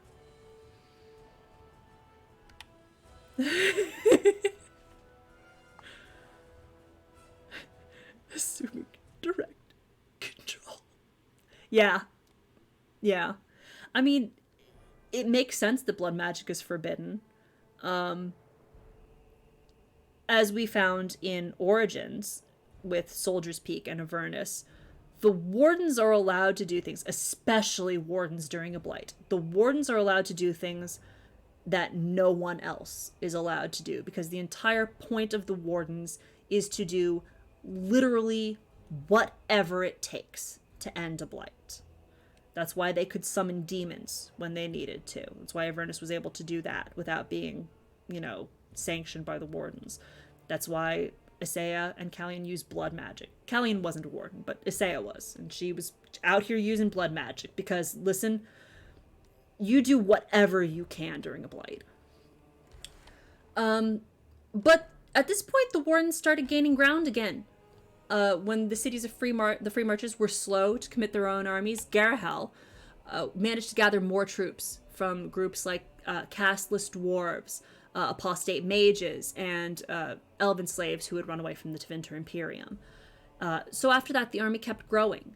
And the other thing that helped to turn the tide was, unfortunately and predictably, at first Isaiah had used the joining ritual only on the tiny handful of griffins at Fortress Hayne, but others had seen her altered griffins when they came to evacuate Cumberland and Kirkwall and all the other struggling Marcher cities, and they had witnessed the strength and fury that the ensorcelled beasts possessed. After that, the demands had been limited, but steady and implacable. While all the Grey Wardens recognized that a griffin in its fighting prime was better than one of the joined beasts, the long trial of the Blight had left them with many griffins in poor condition. A significant number of their steeds were older, malnourished, injured, or breaking down from the strain of hard work over years. For those griffins, the improved speed and power bestowed by blood magic outweighed the loss of their intelligence and free will, or the grisly nuisance of the red spume they started coughing within hours of the transformation. And so the orders came, from various field commanders, and sometimes even the first warden himself, for one griffin or another to undergo the joining so that it could stay in the fight. And for every griffin that joined, 3 or 4 others had to be altered so that they would tolerate the presence of a tainted companion, or else the griffins would tear one another apart. What she remembered, what she told herself, repeating it each night like a prayer, was that this was the price of ending the Blight, pushing the Darkspawn back across the Free Marches, silencing the Archdemon's song. At tremendous cost, yes, but still, it was a promise that if she paid, the nightmare would end someday.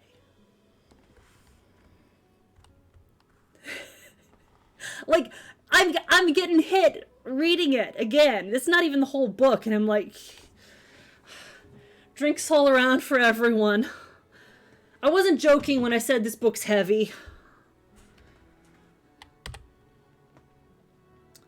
So, at this point, the Wardens decided to lure the Archdemon out and fight it head-on in Antiva, where the Blight had begun 12 years earlier.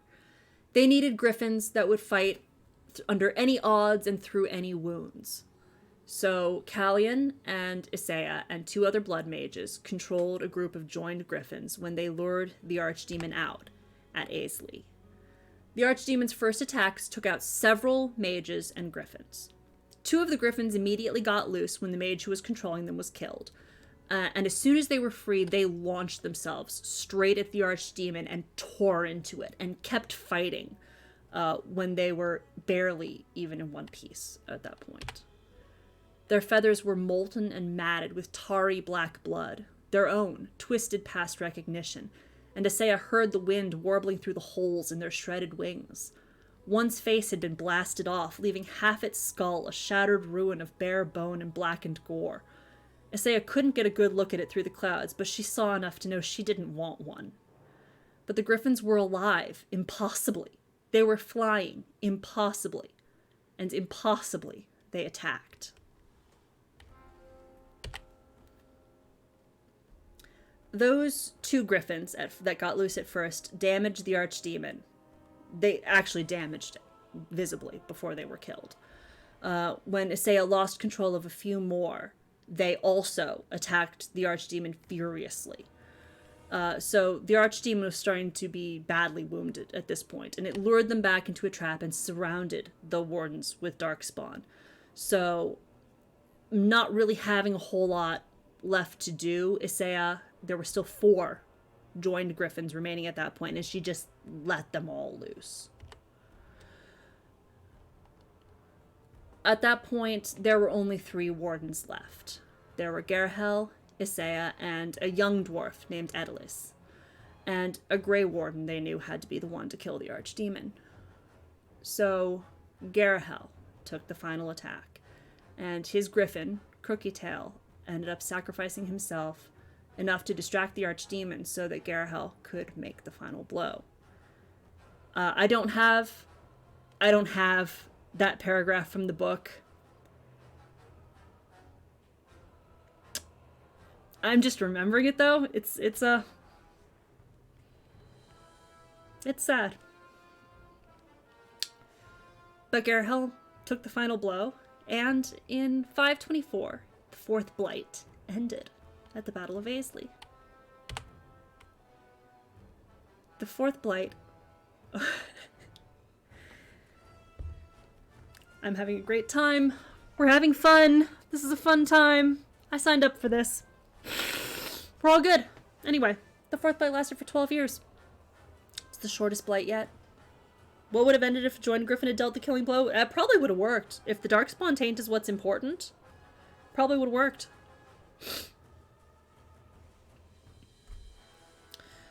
But unfortunately, that's not the end of it.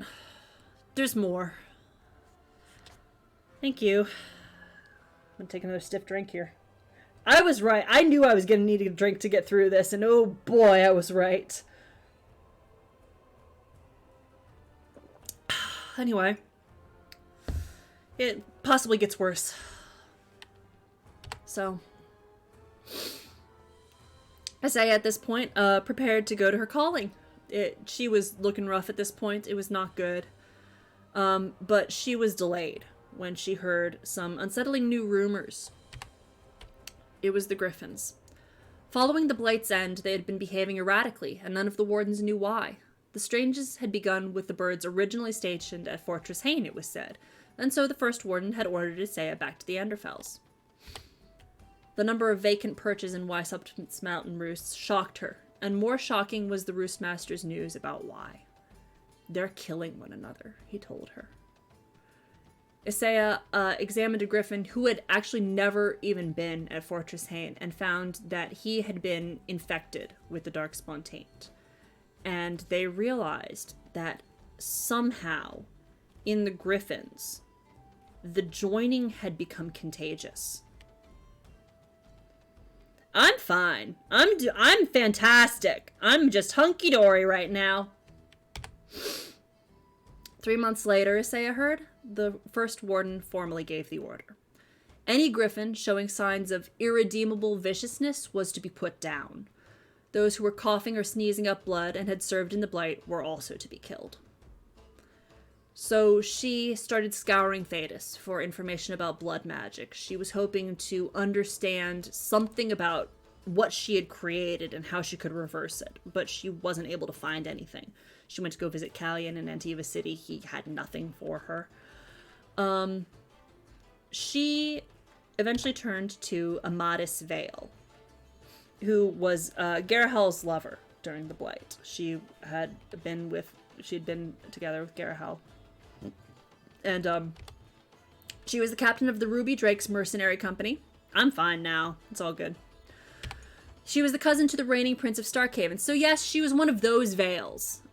We've come across Sebastian Vale in Dragon Age 2 so far. Same family. She was the cousin to the reigning Prince of Starkhaven. During the Blight, Garahel had given her a griffin of her own, and she named it Smoke. So when Isaiah had run out of just about every other option, she went to go visit Amadis. And she learned that Smoke was also infected with the joining, and was being kept locked up at that point because Amadis didn't really know what else to do with her. But Isaiah also learned one other thing, that Smoke was expecting hatchlings. They were hatchlings of both Smoke and Crooky Tail, Garahel's griffin. So, when she learned that, she had an idea. She knew that she couldn't save Smoke, and she couldn't save any of the other infected griffins. But she might be able to use blood magic to draw the taint out of the eggs and into herself. It wasn't going to make much of a difference to her. She was already delaying going to her calling, and the corruption was so advanced that she barely felt it at all. But she did manage to clear the taint completely out of the eggs. When the infected griffins die, the sickness will die with them. And if those hatchlings don't break their shells until the tainted griffins are no more, I think they might be safe. I'll never know, I'll be dead. Probably no one alive today will know. If I succeed, I do not intend for the Grey Wardens to know it. The Wardens killed the Griffins. They don't deserve to be stewards of the species. Not now, anyway. Not in this generation. Maybe 50 or 100 or 200 years hence, when the Griffins have become creatures of legend. Maybe then they'll be more careful about safeguarding what they so nearly lost. I'm asking you to keep this a secret. From the Wardens, from the Free Marchers, from everyone. There's no one alive today that I would trust with the last Griffins in the world. So Isaiah took the eggs, and she returned to the Anderfels to hide them there. She put a spell on them to hold them until someone would find them. She left her journal and a trail of clues there in Weishaupt Fortress for someone to one day follow. And her plan was to leave with her griffin, Revas, as soon as this was done, and to finally go to her calling. In recent months, as the nature and extent of the Rage Plague had revealed itself, many of the Grey Wardens who had spent years alongside their feathered partners had chosen to depart in that manner. The wild fury that came over the beasts was seen as their version of the calling, and the most loyal Wardens chose to fight together with their veteran griffins one last time. Even if their own calling was not yet upon them, few wanted to live in a world without griffins. She didn't. It's all good.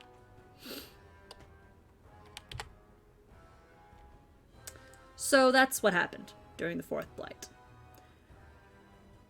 Nothing immediately off of that.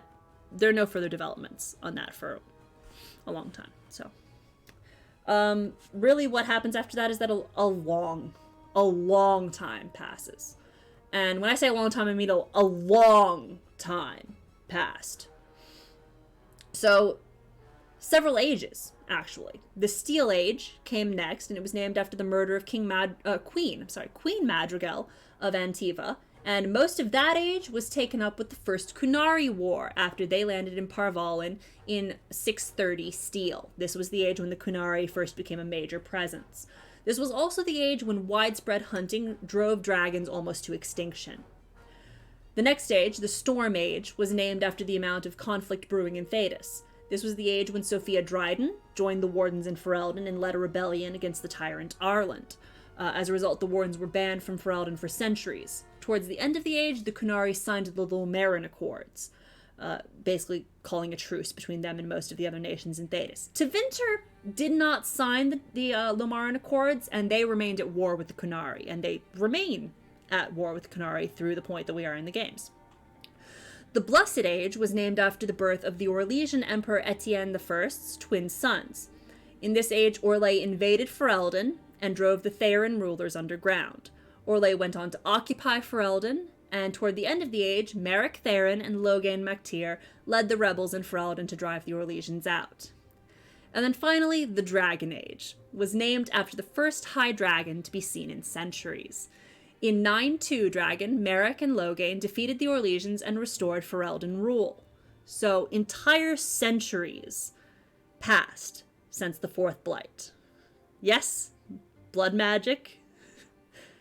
Blood magic cured griffin eggs. I wonder if they do. Entire centuries passed until 406 years later. The Fifth Blight. With a little logo that might be familiar. The Fifth Blight officially started in Ferelden in 930 Dragon, though the Wardens had felt the Darkspawn massing beginning in 925, and the Dwarves saw signs as early as 913.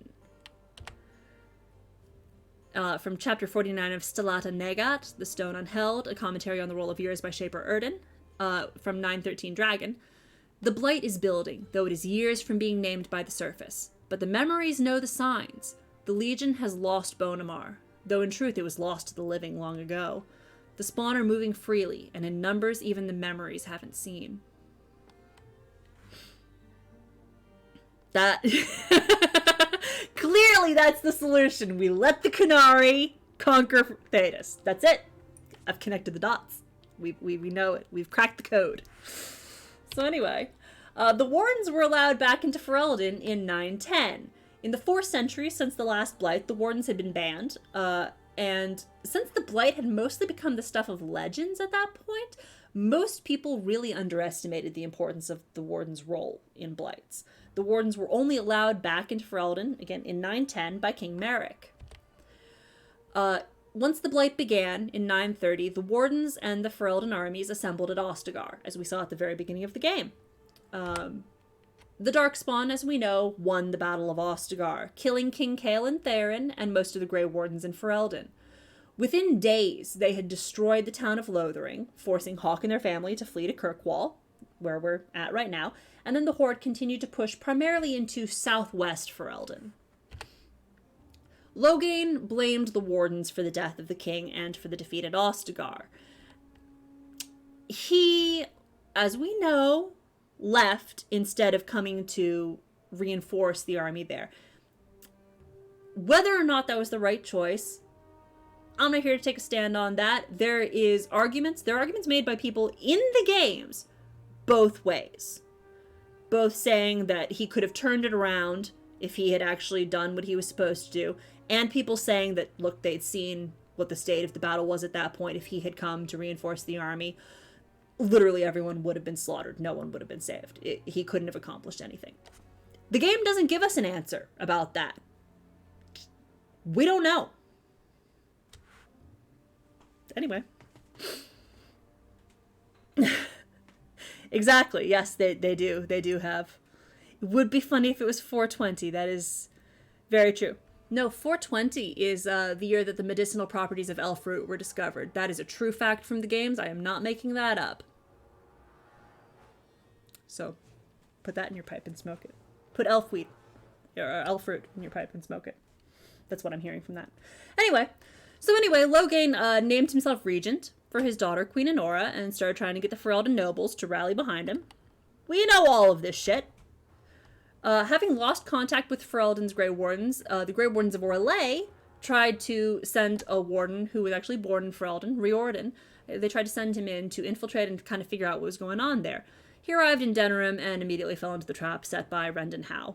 We rescued him in Origins, all of that. On the other side of the border, the Orlesian wardens waited to see if they would be allowed in. And we have a little bit about that. An address by Warden Constable Blackwell of Valshivan to his recruits in 930 Dragon. The news is dire. There are rumors that our warden brothers and sisters in Ferelden have all perished. Without the Grey Wardens, the Blight will take Ferelden. Then it will undoubtedly spread. It will go north to Navarra and the Marches. It will come west to Orlais. At the head will be an archdemon, and in its wake will come thousands upon thousands of Darkspawn. We must be ready to stare squarely into the eyes of oblivion. Why haven't the Chantry cracked down on that? Many of you have asked why we remain here when such threats are mounting in the east. The problem, you see, is not a new one for us. Politics. To say Ferelden and Orlais have been at odds is an understatement. These two are like dogs and cats. We wardens are our legion by address only, but that does not seem to matter to Ferelden's leaders. Word is that the king of Ferelden is dead, and his successor, Loghain Mactyr, decrees that no warden set foot in the country. Mactyr, a national hero who helped expel invading Orlesian forces from Ferelden, seems to have it out for our order too. Maybe he doubts our abilities. Maybe he is more foolish than the history books make him out to be. This is why we must wait, even as Ferelden willingly welcomes its fate. Yeah, Deep Roads, that's it. So this map might be a little bit familiar to everyone. We've seen this one before. Throughout the next year or so, the hero of Ferelden used the Warden Treaties, established back after the First Blight, to gather their allies throughout Ferelden. In 931, the Archdemon Urthemiel appeared and was defeated at the Battle of Denerim. The Fifth Blight lasted for 1 year. It was over in a year, and it was entirely contained within Ferelden. According to some of Sister Petrine's writings, and we've seen a couple of things from Sister Petrine before, some people actually debate whether the Fifth Blight was ever actually a blight and not just a large Darkspawn resurgence. And, we know that it was a blight because there was an archdemon, but you start to understand why there are people throughout Thedas who don't believe that the fifth blight ever happened. Because how could it? How could there have been a blight and we were never touched by it? Even the fourth blight, we literally, before this, the fourth blight was the shortest blight to ever exist. It was 12 years long. We had an entire section about how horrific and devastating it was. The shortest blight thus far did so much damage. How could a blight have happened and people didn't feel it? The sixth blight should last about 16 minutes. It would be, ooh, I might low-key ban you for that. Like, listen, whatever, I've been here for 2 hours already. We do not have time to sit here and wait for a timer to, no. Just sit on your points for now. The hero of Ferelden accomplished a fucking miracle. How? How did they do this?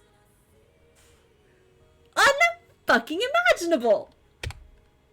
So anyway, as a result, the wardens were given Vigil's Keep, and the lands surrounding it in Amaranthine, as we saw in Awakening.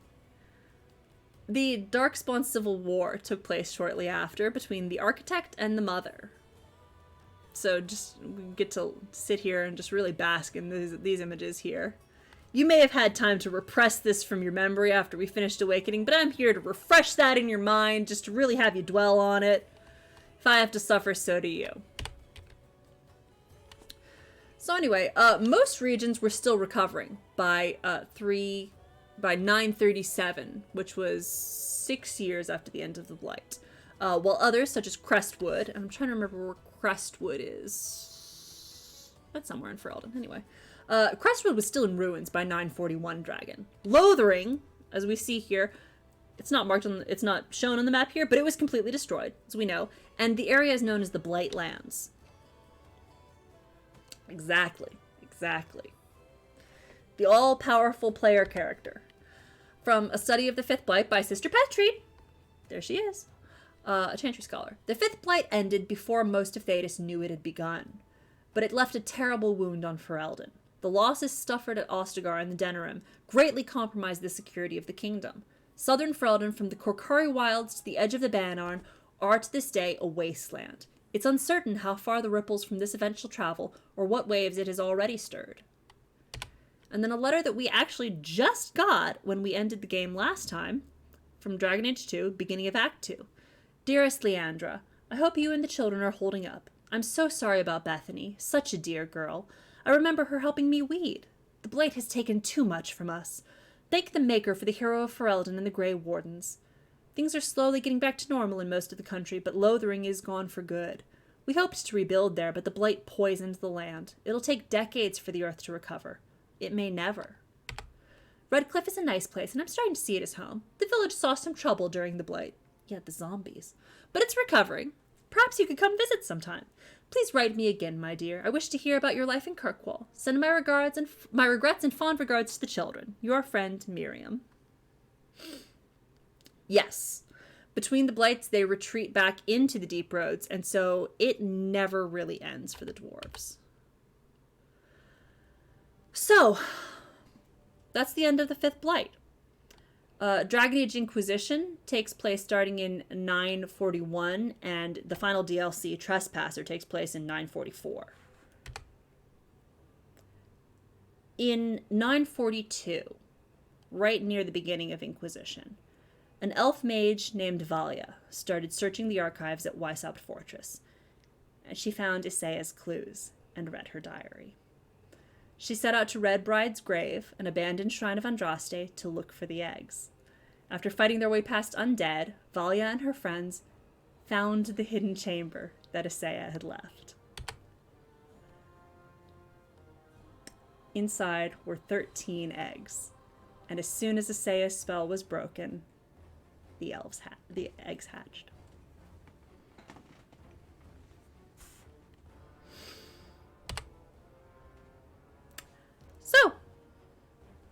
That's what happened during the Blights.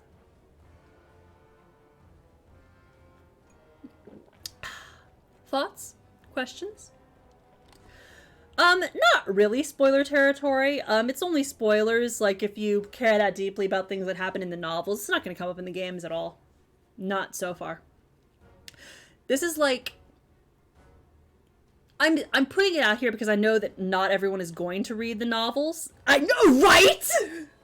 Something is happening. Like, what? This is knowledge that people would only have, like the stuff about the eggs are griffins. Yeah. Dad. Yeah. Dragon Age Dreadwolf. Yeah. Dad. I'm sorry, I cannot be having that acronym. It is DA4. This is knowledge that people would only get if they sat down and read the novels, which is one of the reasons that I'm going through them in the PowerPoints, because I know that a lot of people aren't going to read the novels, same way that I went over what happened in The Stolen Throne and The Calling, because, like, that's knowledge that people could theoretically have before starting Origins about the Orlesian occupation and the Ferelden Rebellion and Logain and Merrick and all of that, but a lot of people don't read the books, and so I don't feel like it's spoilers for me to be like, hey, by the way, here's this other information that you could get from other sources. You're not going to read it, though, so I'm going to give it to you. I tried not to cover too much that was going to come up in later. So much of these things here, I try to be like, there's stuff about this topic. I'm not going to talk about it right now. It's going to come up in later games. Don't worry about it. There's more I could say, but I'm not going to. Don't worry about it. Things like, there are entire things that I can't talk about because we haven't gotten to Inquisition yet. So true. Real Chads read the books but don't play the games.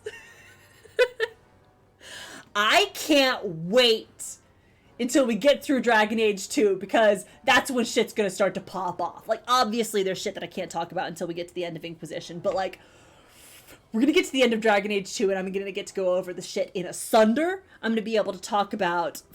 that's when the time for the Great Orlesian PowerPoint is coming. The Chantry as an arm of Orlesian imperialism.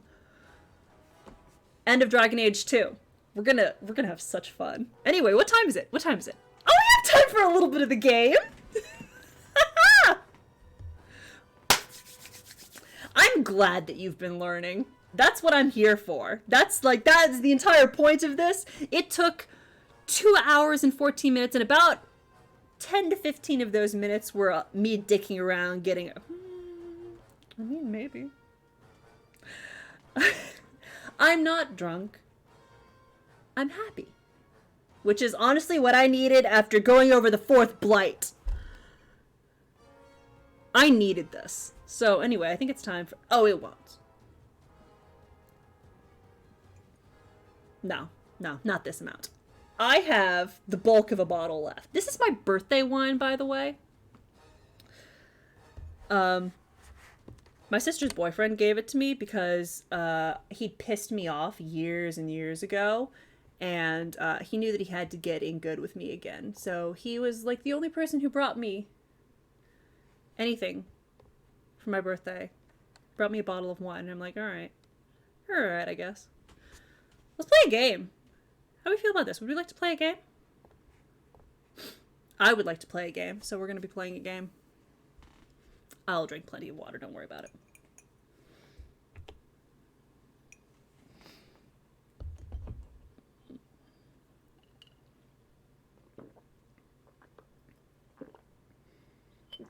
Anyway, 2 hours. 2 hours to go over that. I think is not bad, honestly. When I was going over it with my sister last night, it took me about an hour to go through all of the slides, and that was when I wasn't reading out loud any of the, like, the paragraphs of text and all of that. Could we play a game, please? Could we play a game? Hello?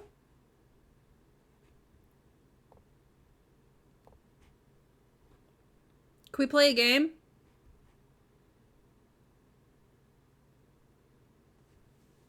Thank you. That was so much work. It was so much work to do. I put so much time into that. I listen, and I don't regret it.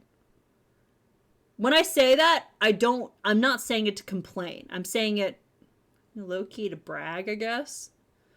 That was a lot. That was 10,000 words of research. Could I please have a game? Please, sir, I want a game. Please, sir. May I have a game?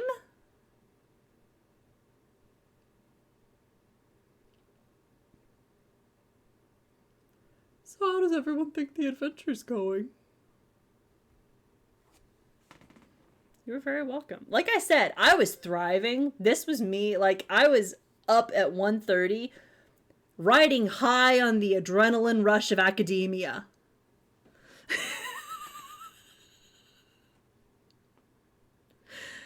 Thank you.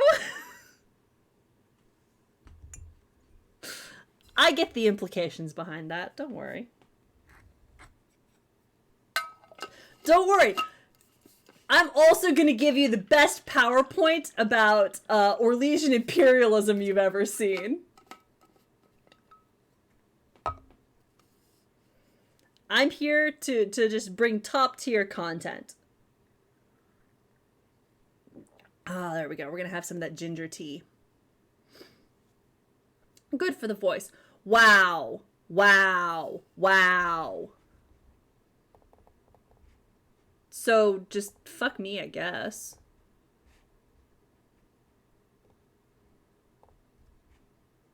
US close your current game session. Could you show me the current game session? Could I play the current game? Could I have the game, please? Please, sir, may I have the game? Fuck you. So, sorry about this. It's decided to shit the bed a little bit. I wanted to play, but, doesn't look like it's gonna let me.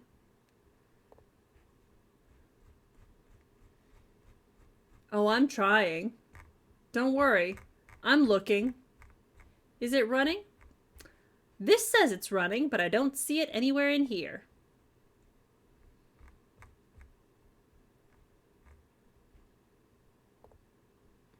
Oh, here it is. End task. Yeah.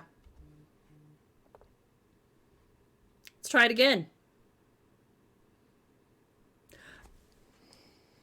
Okay.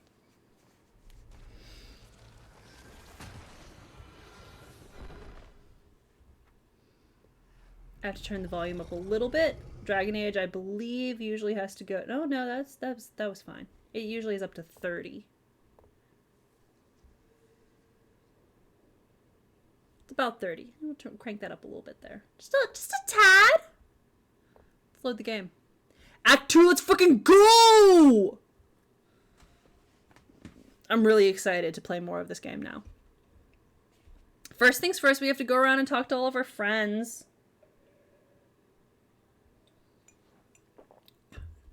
We're not going to be able to get very far into this game. Like, I already know that.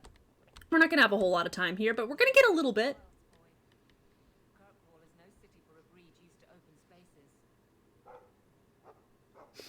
That's fair. That's fair. Is it loud enough also? Do tell me.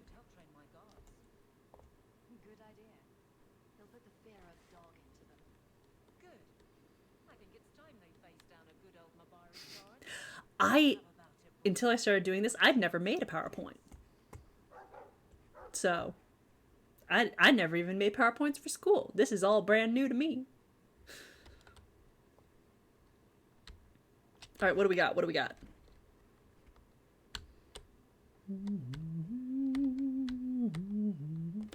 Okay, wonderful. We'll crank that boy up then.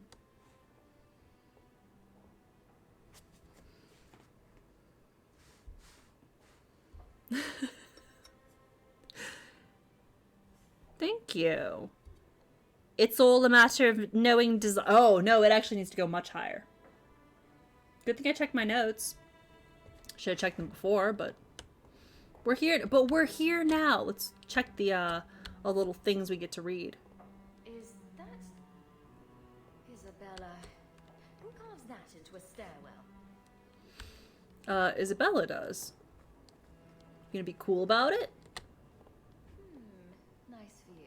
I see the Arenbergs have made up.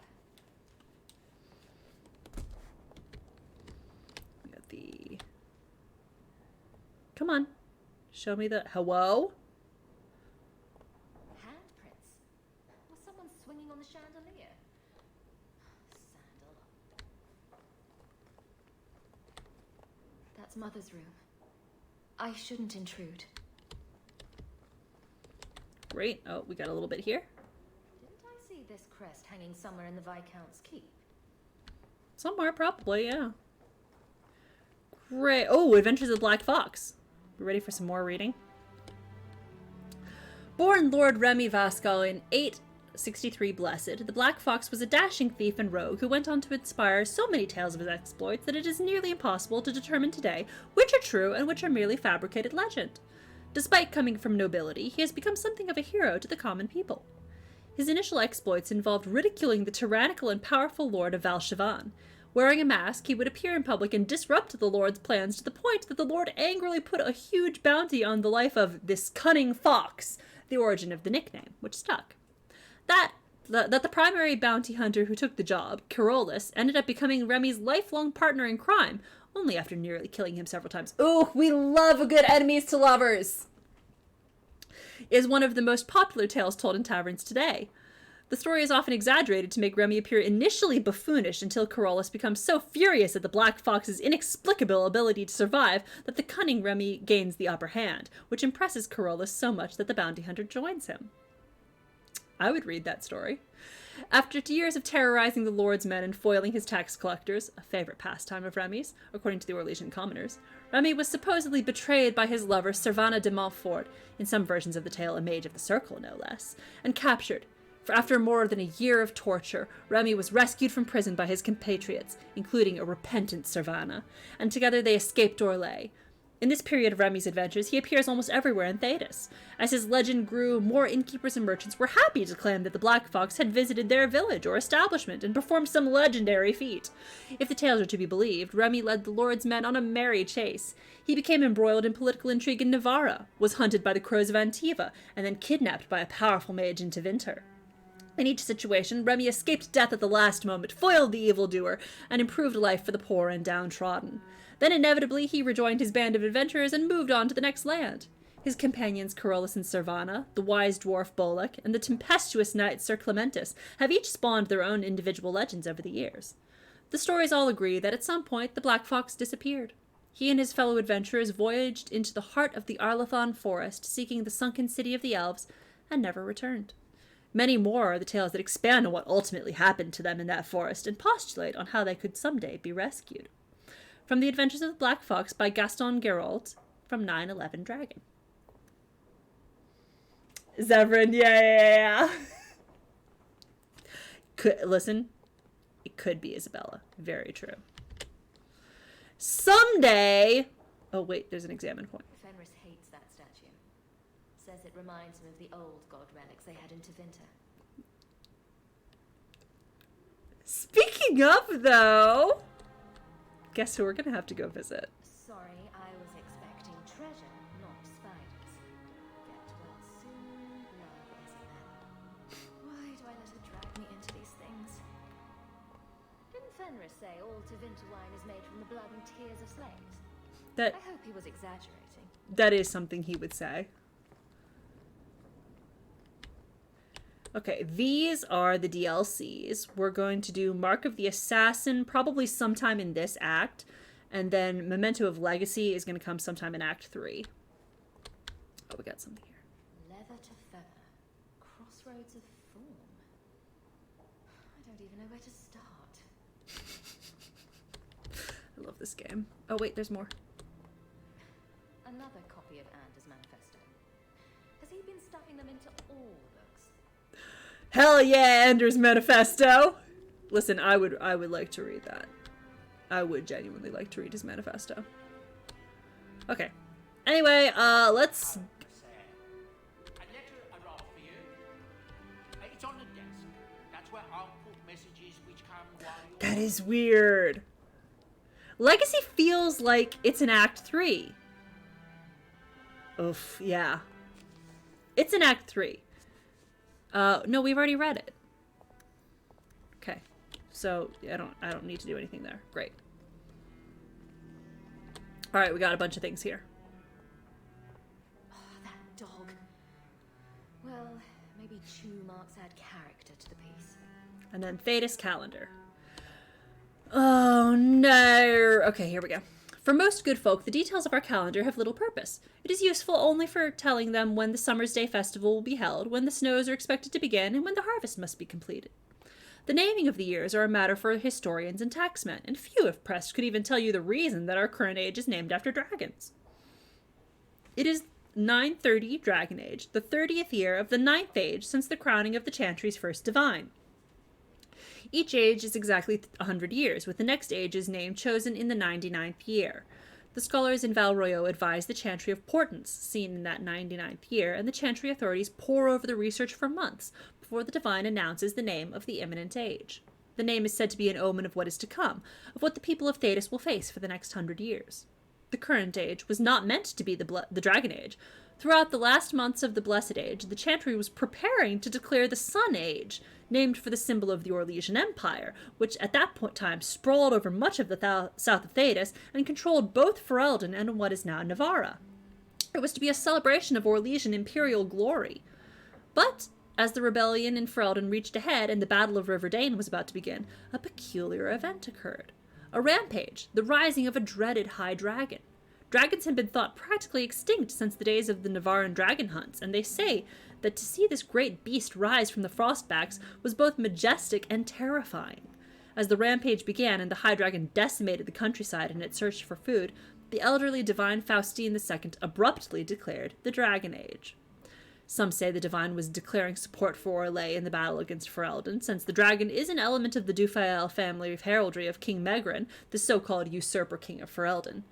Be that as it may, the High Dragon's rampage turned towards the Orlesian side of the Frostback Mountains, killing hundreds and sending thousands more fleeing to the northern coast. The Ferelden rebels won the Battle of Riverdane, ultimately securing their independence. Many thus think that the Dragon Age will come to represent a time of violent and dramatic change for all of Thetis. That remains to be seen. From The Studious Theologian by Brother Genetivi, Chantry scholar, written in 925 Dragon.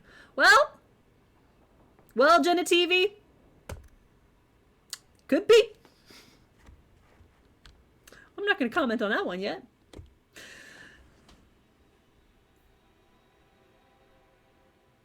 So what I'm going to do, actually, is I'm not going to take anyone with me, and I'm going to... okay. Did Mark of the Assassin in all 3 acts. Legacy just falls naturally into Act 3, I think. You can do Mark of the Assassin in Act 1, and I've actually seen a lot of people saying that you should. It feels more like an Act 2 to me. Yeah. Don't worry, we're gonna go see Meryl. Black Powder Courtesy, The Underground Railroad, Prime Suspect, Night Terrors. Oh, that's a fun one. Repentance. Oh, Sebastian! First of all, we're just gonna walk out into Hightown. We're just gonna walk out into Hightown. Who do we pick up in Hightown? Well, let's go see Aveline. No, because that might get me a quest. Oh no, there's nothing for it. There's only one person that I can go see if I walk just straight out my door. I just think it's very convenient that he's the person who lives closest to me. I just think it's convenient, you know?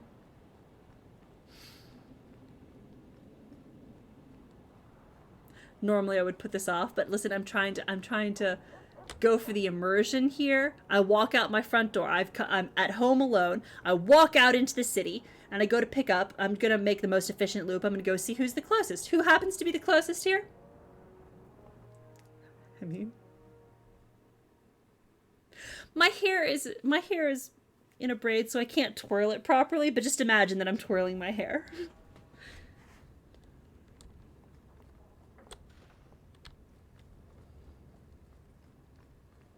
I sure hope she does say it too.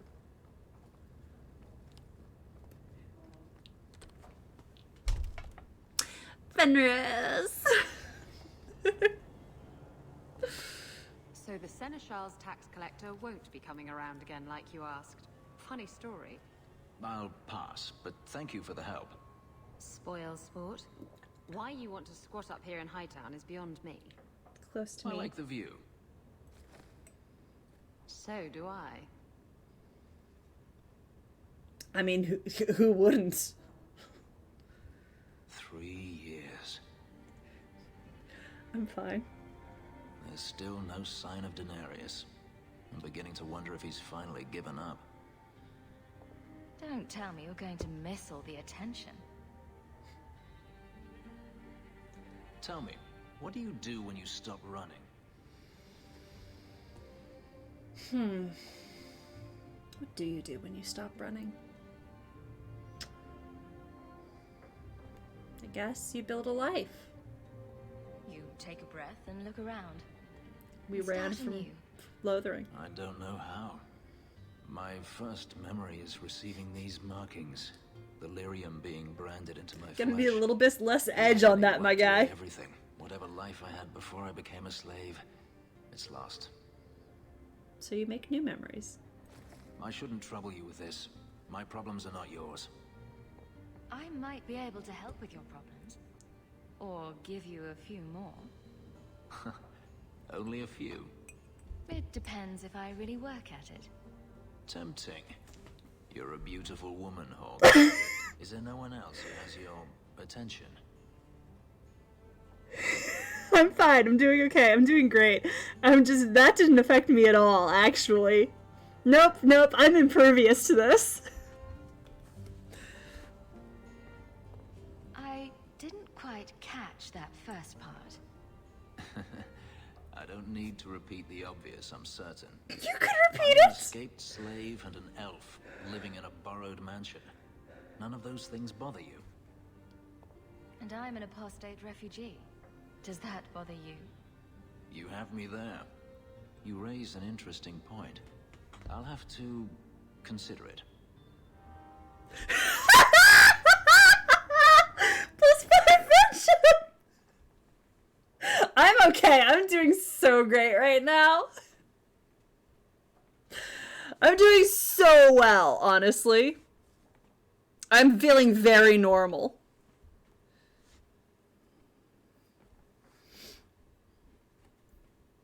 Extremely normal and pulled together right now. In honor of Fenris. Because he would want me to. Do I worry about Fenris being an alcoholic? Low-key, maybe a little bit.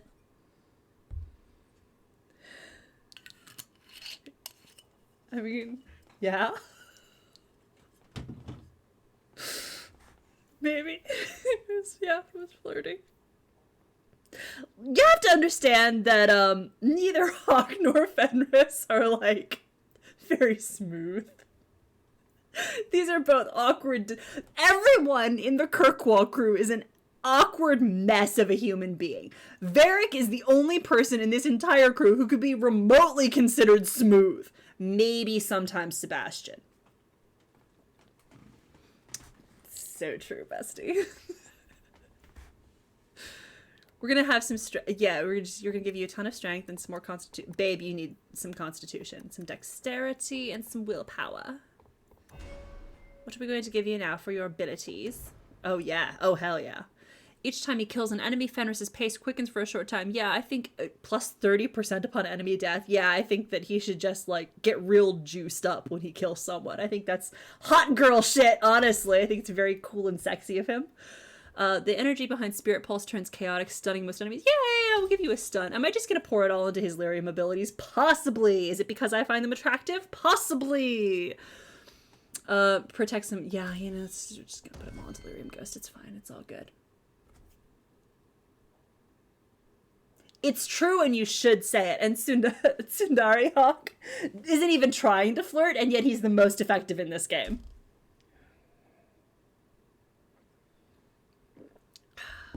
So, just goes to show the power that he wields. What do we get in the codex? Oh no, it's just Fenris. I'm not going to read that. I know I read all the codex entries, but I'm not doing it for the companions. What their deal is should be readily apparent when you speak with them. Or else I will go on a rant about it. Just don't worry about it. We're gonna take Fenris with us. Who are we gonna go see? We're gonna go talk to... While we're here, we'll go to the Viscount's Keep. We're gonna go talk to Aveline. Then we're gonna go talk to Sebastian because we're, like, listen. We're out and about in town. We're gonna go talk to people. Aveline, how are you? Good luck with getting in. I've been waiting all day. If we don't hear it, I'll be mad. You gonna say it? Are you gonna say it? Fine day, Sarah. Oh. You don't need to sound so sarcastic when you say it. Hey girl, hey! Oh my god, you don't want to talk to me? What's wrong with you? Nothing going on, Hawk. You'd be the first to know if there was. I mean, I guess it's on me for not checking my quests to see if you wanted to talk to me, but I just assumed that, like, you're my friend or something. Is Seamus? Seamus? Hi! Seamus, wasn't it? The I don't think I've ever... Viscount's boy? I don't think I've ever talked to him here. Sir Hawk. A good influence, I think. Even by not taking sides, you helped start something. I don't think I've ever gotten this I still conversation. accept no blame for defending Kunari. And I don't miss the kinship of the people who oppose what I believe. I don't like or hate Kunari. Never take the popular stance. You're defending it. Yeah, I'm gonna pick... Yeah, support the underdog. You're determined to be a thorn in someone's side. Good for you. Very I'm the Hawk. son of the Viscount. My actions are dissected no matter what I believe. I may as well try to do some good. You know, that is a If good I impulse. offend, well, some people try very hard to be offended. There are other ways to see the world. Wow, Only Seamus! that. Another time, when things are better. Yeah! Preach! I'm here for it! I agree on all counts. Good day, Sir. If you're going to get the attention of people no matter what you do, then yes, you should definitely do your best to use your influence for good. You and I may have differing opinions of what good is. I don't know that necessarily uncritically forwarding the motivations of the Kunari is necessarily the best thing to do, but, like, listen, I mean, if you've examined it and it's what you believe in, I can't, I guess, fault you for standing up for what you believe in. And I do think the Kunari have a great deal of good about them. I don't agree with everything that they have going, but there's a lot that I think they get right. So let's go up to the Chantry. It'll be fun. I'll low-key burn with every step I take in there, being a heretic and all. Blood Mage. All of that good shit.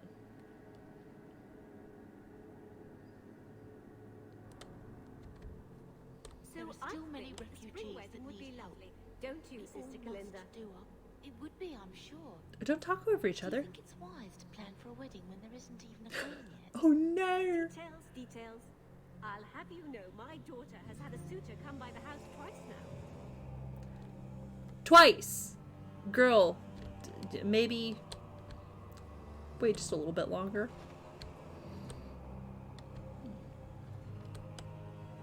Wait. No, I'm not gonna...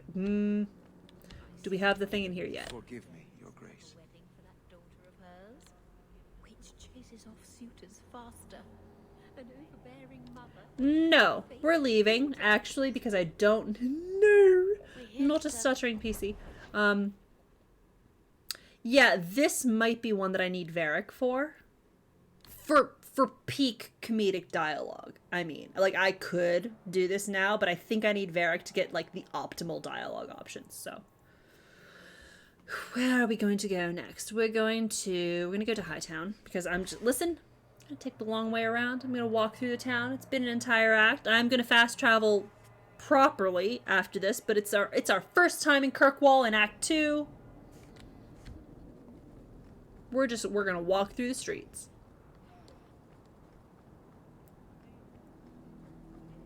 We're gonna walk through. We're gonna go through the door. Ooh, I can go check out the shops. I love the idea that I'm just like dragging Fenris along with me while I go shopping. He's the only one that I've picked up so far in town, and we're gonna go around and we're gonna get our friends. But first, Fenris, I have shopping I have to do. Robes by Jean-Luc. It's a date. We're going on a date. Oh shit, yeah! First of all, the backpack. We need it. Supportive corselet, an extra rune slot for Isabella. Samite lining for Meryl. Tevinter spirit symbol for Fenris! Babe, I'm gonna get something for you. Don't worry about it. See, the trip was worth it. I got you something. Oh yeah, nose pass are also just like kind of, and this is so shallow of me, but they're kind of just like ugly looking, and so it sounds so bad to say that, but I never want to. Hubert, where are you? Hubert, my good bitch. I wanted to buy shit. All right, it's fine, I guess. And you got nothing for me, okay?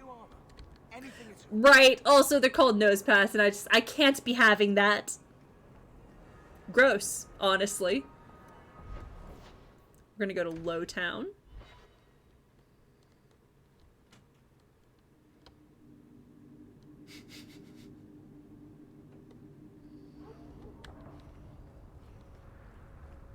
What are we gonna get? We're gonna go to the apparel shop. I'm just checking out all the shops as I pass.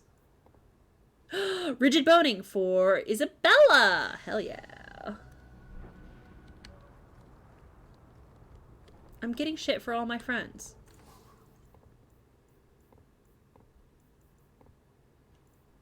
A signet ring. That's a gift.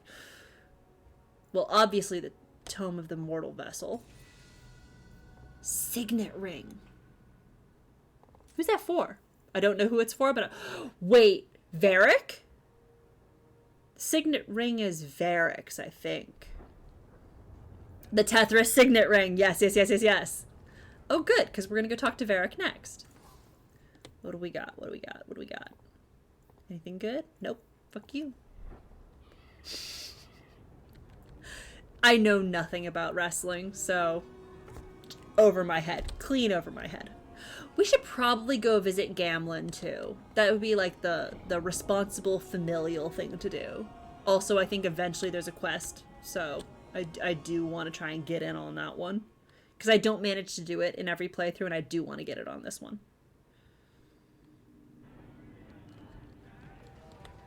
Isabella first. Darling, Isabella, love of my life. How are you? You haven't moved in 3 years. It's easier for people to find me this way. Do you remember the relic I told you about? The one I need to find? I see. I've been following a lead. I'm so close I can taste it. Isn't that what you said last time? Oh, you mean when I went digging for that stash? Yes. That turned out to contain several badly written poems and an old boot. It could have contained the relic. So true. I just thought I'd let you know that I may soon be taking you up on that offer of help. And here I was hoping you'd forgotten. If I learn anything new, you'll be the first to hear about it. Alright, that's fine. Yeah! Hell yeah! Friendship. I think I hear a door.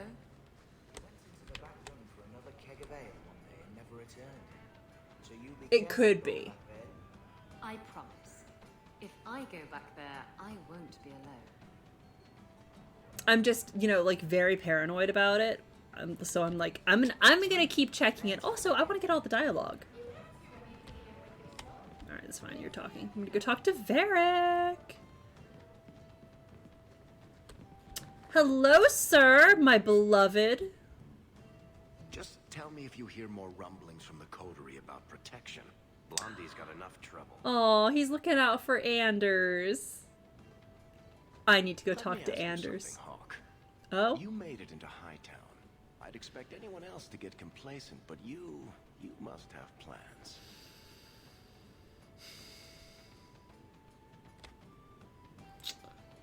Huh.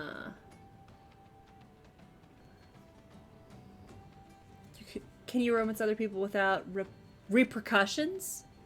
I don't know.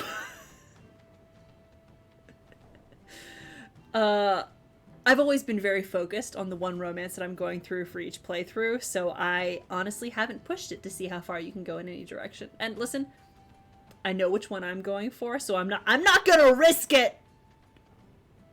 I've got my eyes on the prize here.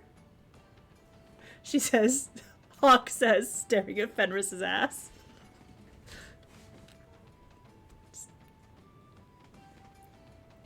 Got my eyes on the prize.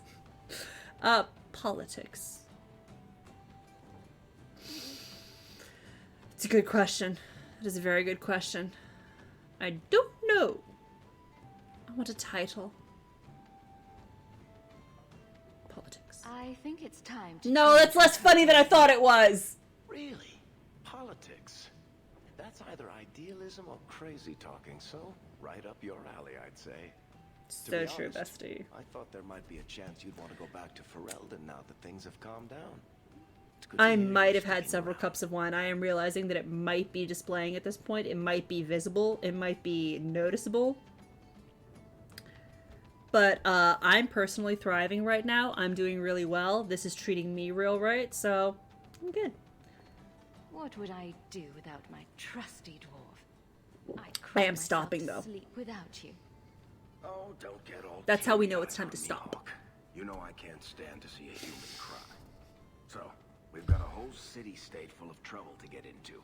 Shall we get started? Why isn't Varric romanceable? Look at his glorious chest.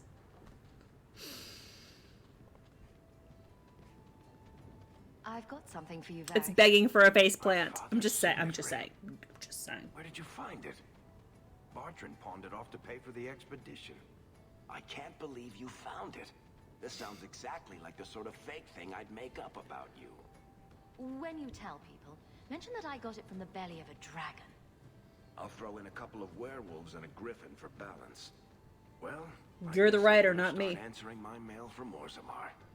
Balin's court just reminds me too much of family dinners with my cousins. Anyway, I owe you. Yeah, Balin is a fucking snake, so I did put him on the throne. I do know that. I did earn it after working so hard. Very plus 15 friendship. You missed the PowerPoint, sadly. But welcome back. How was band practice? Don't worry, it's all recorded. It's all up for replay, and even if it were not, I am recording it onto my hard drive, so it is always available. It was a long PowerPoint. It was like a full 2 hours. It was a full 2 hours. I did cry at one point, so that was a fun thing. That was a really fun time. Oh, thank goodness. That's always good. Also, I've had at least 3 cups of wine at this point because I needed it to get through the 4th blight. Yeah, the fourth blight was rough. It was a rough time. I needed a little bit of help to get through that. There were tears. But oh yeah, you gotta study for the test. At this point, like, I have to make the test. It would be a shame if I didn't. I will make the test. Let me be real, it only hit after I finished the PowerPoint, so at this point it's me drunk flirting with Fenris, so. How is that different from me normally? Melee, drunk flirting with Fenris. Yeah, just, it's a fucking Tuesday. That's just me normally. I can't believe I'm Fenhawk trash. I really am. Like, this to me is like the epitome of Dragon Age romances. I love this fucking loser so much. I understand that it's very predictable of me. He is one of the top I can fix him candidates.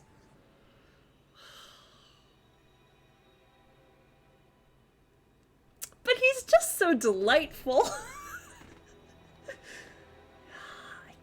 I can fix him. Actually, one of the things that I love most about Fenris, and I guess it's low-key spoilers a little bit because we haven't gotten into the romance. One of the things that I love most about Fenris, it's not like that important, is that I don't have to fix him.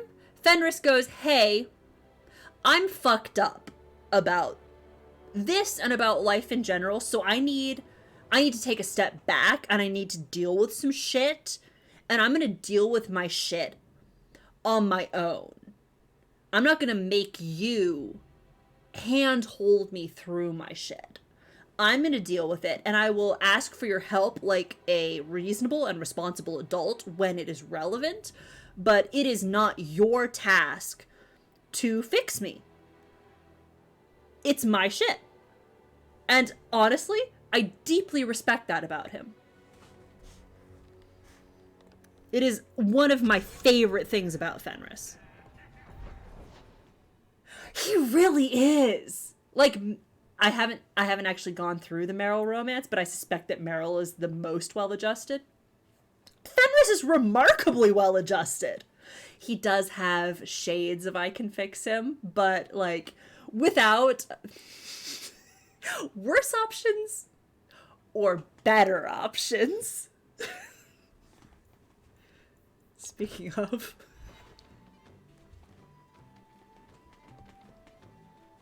I gotta go talk to a man.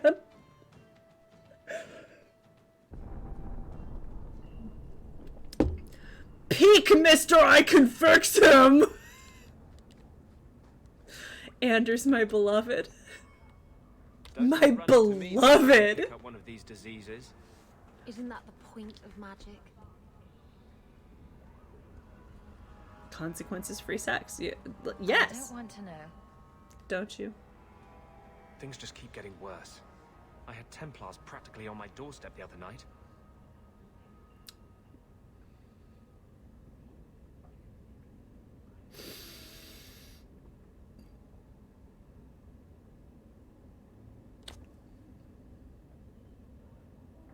How far do I have to go to get the jealousy dialogue? No, but like, how far do I have to go to get the jealousy dialogue? Because I do want to. One flirt! I should have saved. I should have saved before this. Yeah. I want to see some drama!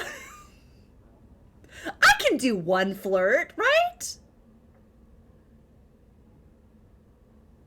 Yeah, so all the better for him to gloat later on when he comes out on top. You know what? I'm gonna let that stand. Don't tell me these things. I might have to lock you up to keep them off you. What? Sweetheart, I'm not letting anyone lock me up. You included. The Night Commander is out of control. Okay, I am being swayed. I'm not gonna lie. I'm not gonna lie. Everyone I know forced into hiding so they won't be made tranquil. I know that this is a very, very serious dialogue going on here, but I'm still low-key reeling from that last exchange. I know. Listen, being made tranquil, it's very serious business, and I am very cognizant of that. I take it seriously, but like, sir, you can't say that to me. I am weak. I am also thinking. I'm fine. No, I know what I want. Eyes on the prize. I got it. Is that making it hard? I'm gonna be serious here. In the Fade, there is no time. I'm gonna be serious. I'm gonna take it seriously. Emotion rules everything. Justice doesn't know how to sit idle until the right moment to strike. And I can't say I have any greater patience. I fear what my anger has made of my friend.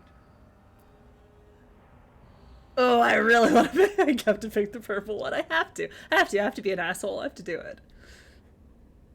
I have to do it. I have to. What's the worst that can happen?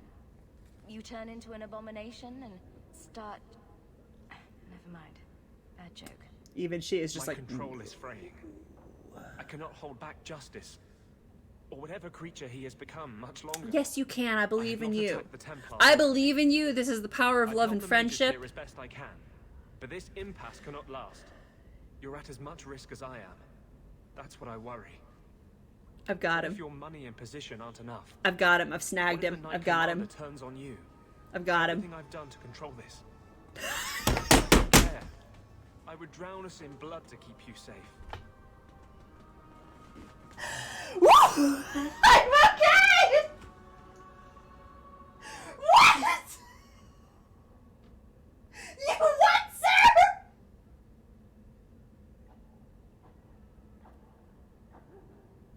I'm fine. I'm having a moment.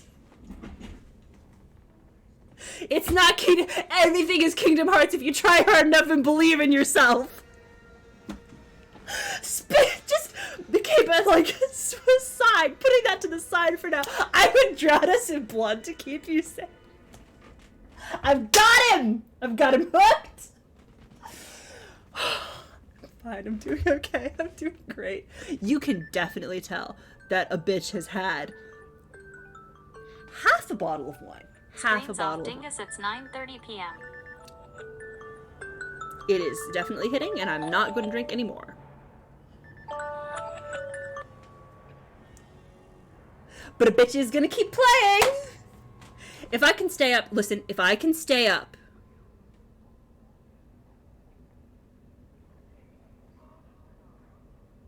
Shit.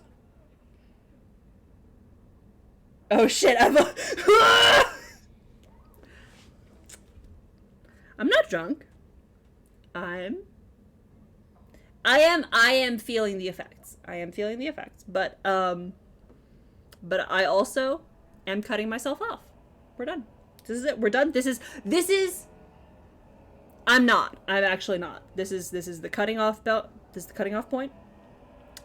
That's how you know that it is the time to stop, because this is the perfect level. This is perfect.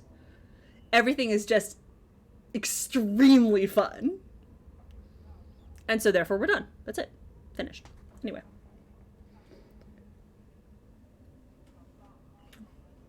Done. Finished. Yeah. Exactly right. You know what? Tomorrow, probably. And I'll probably share it with my sister. In fact, just to prove it, I'm gonna go put it in the fridge.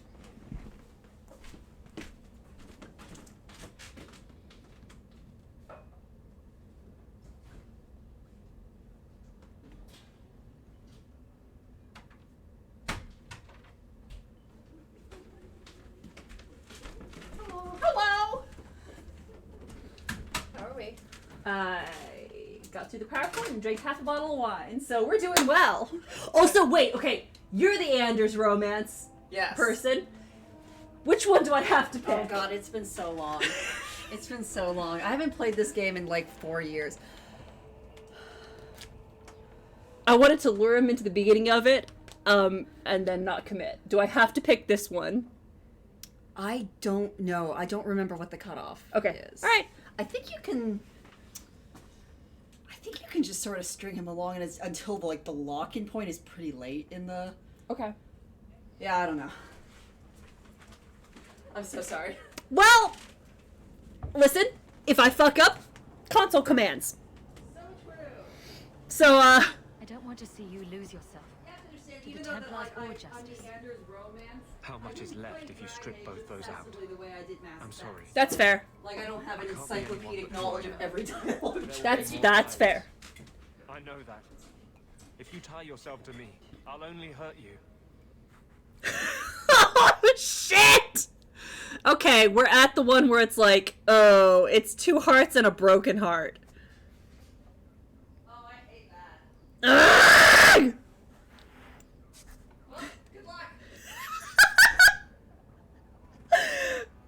Good luck. If you tie yourself to me, I'll only hurt you. I mean... I mean...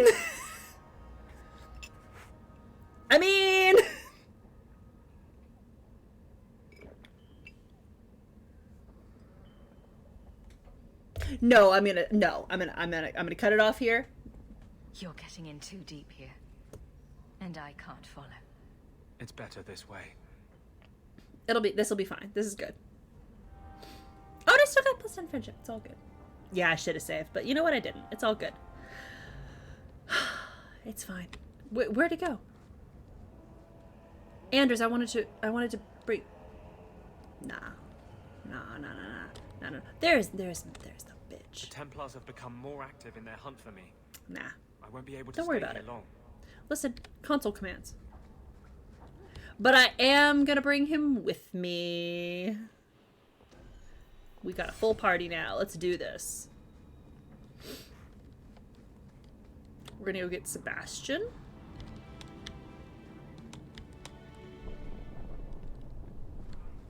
Used to work the docks.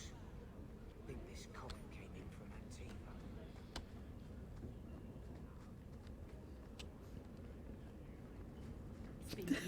If you're gonna cheat, do it right. I mean, let's go talk to Sebastian. That's the key about cheating, though. Like, you can do it however you want. That's like the point of cheating. No rules, just right. Did I hear correctly? Norway. You are an abomination. Why don't you shout? I don't think everyone heard you. The girls are fighting! An abomination who would never harm anyone. Alright, goodbye. Like ripping someone's heart out of his chest. Yeah, but that's Did sexy. that at the behest of no demon. Yeah, that's So we what's agree so that hot it about doesn't it. take a demon for someone to be a vicious killer.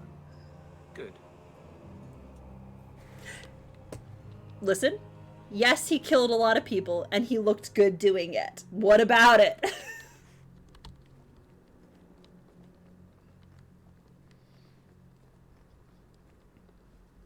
Please tell me this is the dialogue. Please tell. In fact, I am gonna save, though. I am gonna save.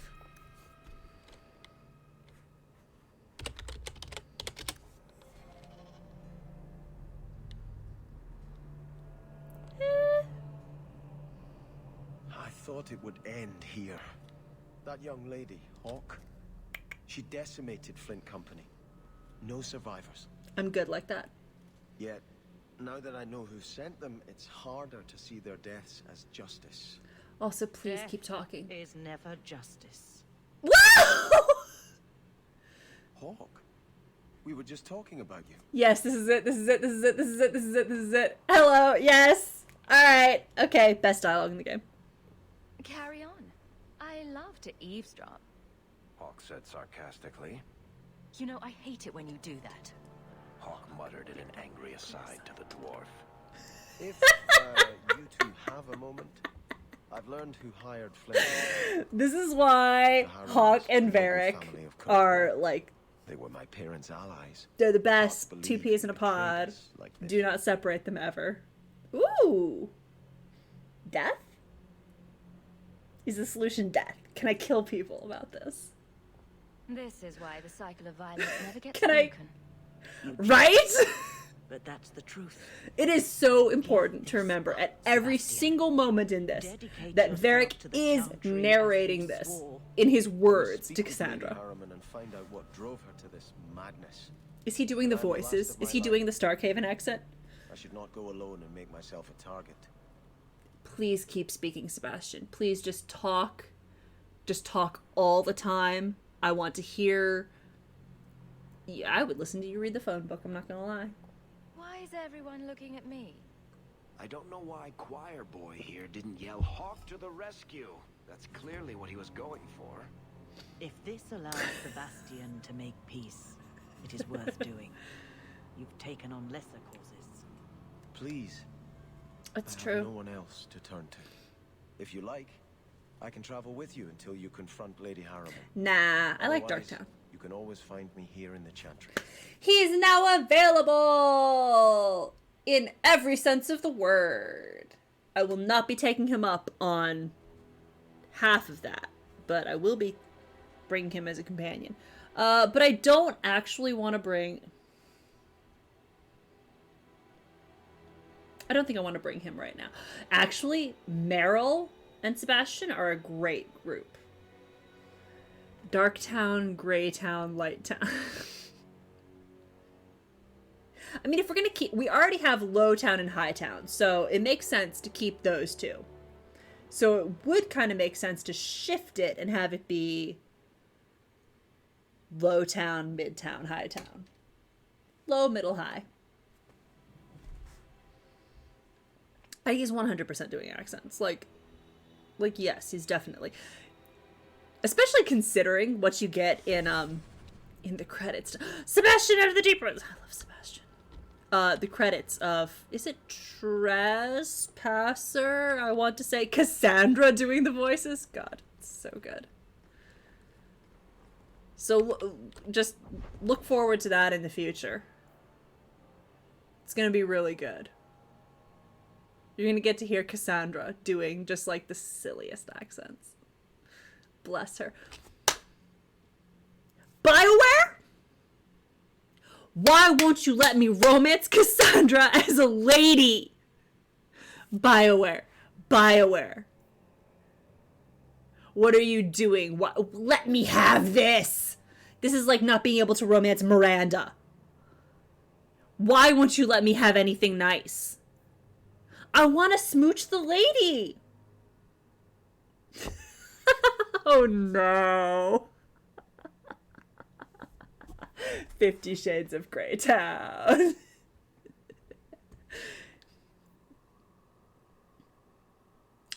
I would too. Speaking of, actually, let's go talk to Meryl. Let's go talk to Meryl. I gotta make the rounds. I gotta talk to everyone. I don't think she has a quest though. But let's talk to her. By the dread wolf! Why is my house always such a mess when people are here? It's clean sometimes, I swear. She did. By the dread wolf!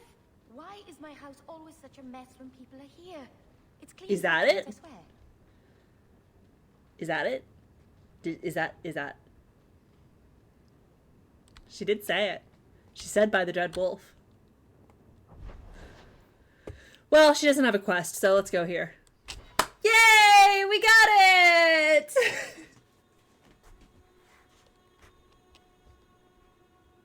We got the quest. Or we got the line. That's it. Ariani. Why was your friend made tranquil? Do you know? No. And it doesn't matter. Nobody deserves that.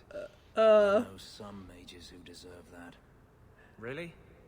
Perhaps they should start making slaves tranquil. Then they wouldn't dream of escaping. Wouldn't that be wonderful? Kids? Slaves do not attract demons that Kids? possess them. Which clearly justifies it. What a perfect solution. Fenris, you know I love you dearly.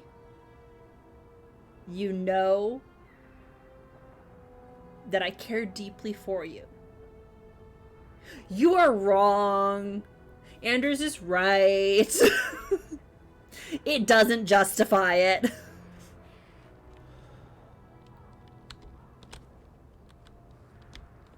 Also, as with so many things, it's not usually a matter of deserve or not. It's a matter of whether or not people should have the power to be able to do that. And no, I don't believe anyone should have the power to be able to do that. Do not make me turn this adventure around. I'm taking Fenris out of my party, actually. Darling, I love you. Hugs and kisses.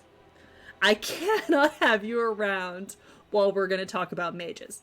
We're going to take Meryl, though. We're just going to be, listen, no warriors, all rogues and mages. Let's do this. Best kind of party.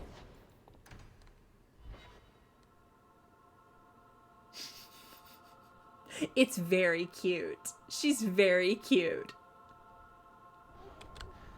Bianca is a very... I still don't know what the big tree is for. Oh, come on. There was dialogue. Fuck. Emergency induction port.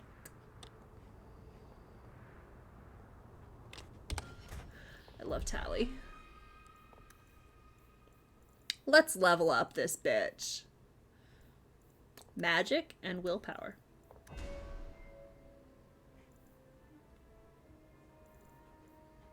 You know what? Maybe just across the board. Maybe they just all get all one up. I think it would be good for her to be able to call down a fireball. To be able to just call down the forces of nature. I think it would be good. But I think we're actually going to give her chain lightning. It's a straw, Tally. Emergency induction port.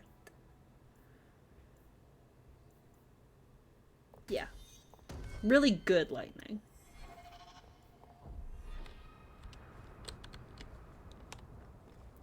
Hey, Ariani! You did so much for my Feynriel already. Hey, girl, hey! I visited him among the people, but he turned me away. I know the demons still plague him. And now they've taken him. 2 days ago, Feynriel went into a nightmare and hasn't returned. Well, that's not good. Surely there are mages who can pursue him in the Fade. Busted. I have contacted Keeper Marathari. The Dalish have an ancient ritual that might help. But it requires someone Feynriel trusts to enter the Fade to free him. Okay, so alright, yeah, I'm gonna volunteer my help. Perhaps Listen, I do care about Feynriel. So kind to us. Feynriel I do care about. No, not a hiccup. Marathari is coming to perform the ritual that will bring Feynriel back. His childhood things here will help anchor him. The Fade, huh? Don't know how much help I'd be to you there. Okay, but Keeper will delve into the ancient magics to protect this half-breed. Meryl, She wouldn't do be so nice. for me.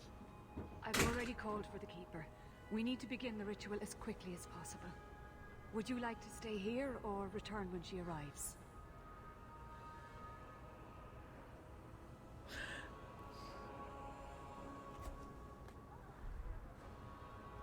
Oh, fuck.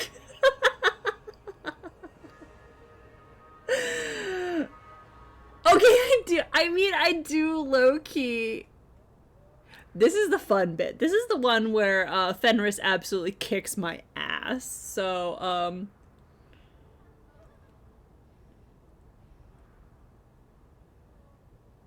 who's the best team? No! Nor! Not a stream delay.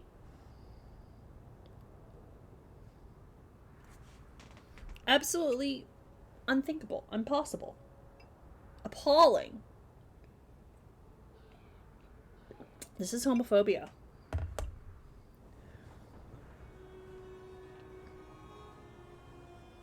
You know what, YOLO, let's do it. Whatever. Whatever, let's do it. I would be more cautious normally. But you know what? Just fuck it, we ball.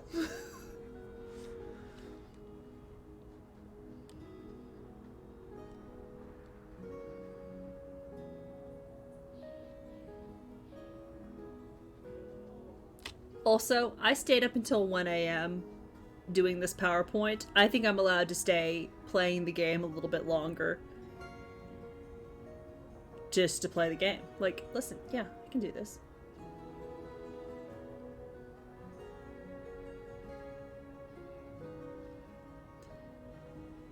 Sup, pal? Refreshing does sometimes help. Hi, Marathari. I do like her outfit, I'm not gonna lie.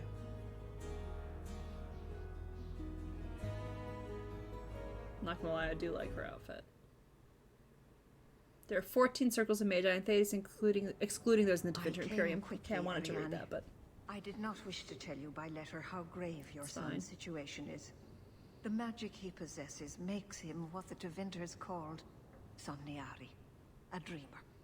Dreamers have the power to control the beyond. Don't worry, all of my fun little devices tell me that, hey, you fall asleep way too quickly. That, are you okay? Like, are you alright? Because you fall asleep very, very quickly, which would seem to indicate that, like, your sleep deficit is off the fucking charts. You know what? It do be like that on occasion. So, sometimes a bitch just needs to play video games. So, I mean, I don't know what to say. Survive? Dreamers have great power. Listen, drool just happens. Either it happens or it doesn't. I do not control the drool. Luckily, most in any situation, to honestly. Survive a demon's possession. A dreamer abomination would be near unstoppable. Oh, cool. So what about what are we doing here exactly? My devices love to tell me that I'm living an unhealthy lifestyle, and I'm like, bitch, I know. What exactly are I you know. The elves of the Dales were experts. They're like, our advice to you is to try going to bed at a reasonable time, and I'm like, thank you so much for your advice. I will not be doing that. The ritual.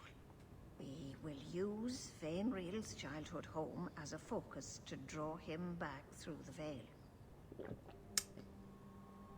I have no idea what you just said, but it sounded like you knew shit about shit. So, you know what? I'm gonna trust you. Just send me into the Fade. I told you her courage was legendary. Let's do this shit! Now, Ariane, please excuse us. We must prepare. Okay. Oh, of course. Oh, she's about to tell me some shit. There is more, I must tell you, that is not for her ears. Yeah, I understand. You're really not my type. This is a serious matter. Feynriel cannot become an abomination. Yeah, but I'm Hawk, and I'm like... The destruction he would cause is unimaginable.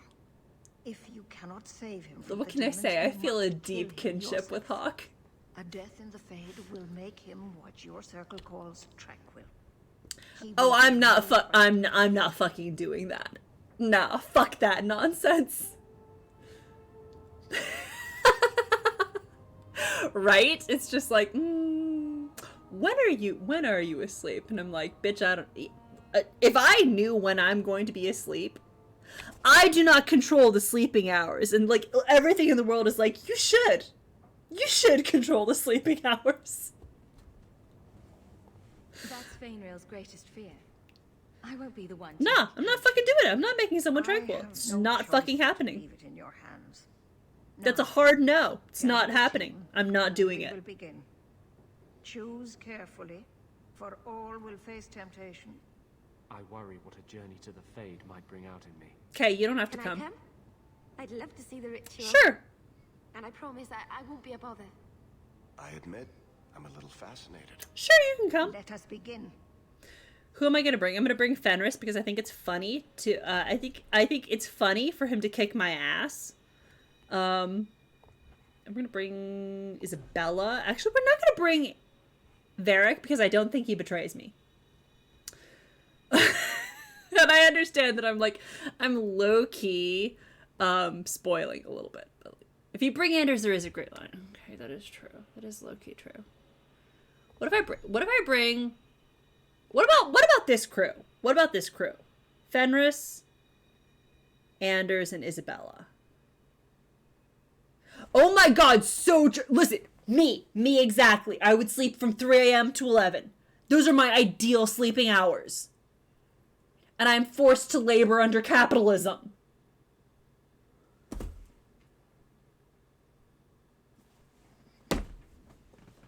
Anyway, I like this crew.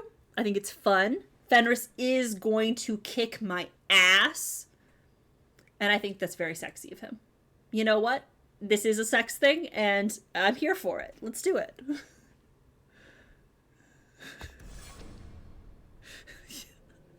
Is this the best crew? I don't know. Fuck it, we ball.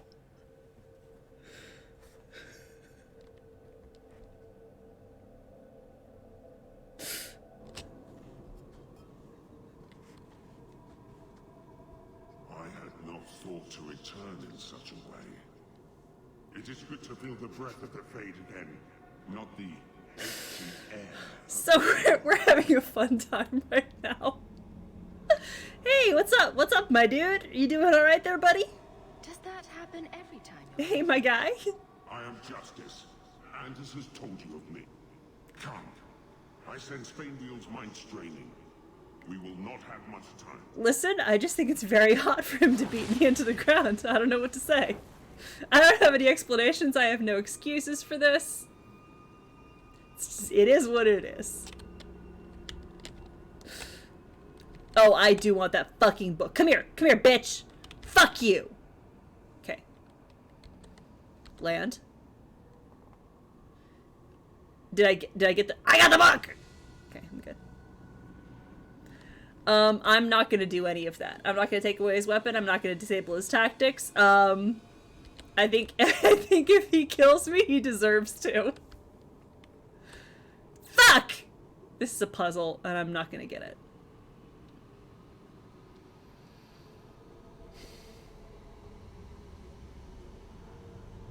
The key is to get all of the things on top of the other things, right? It's to get the things on the things. So I'm gonna attempt, listen, we're just gonna do it this way.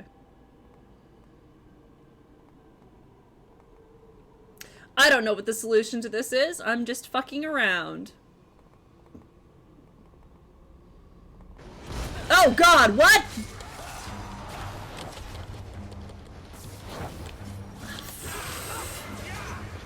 Listen, I'm not beholden to capitalism. How can I, wait. Can I? How can I summon my dog in the Fade?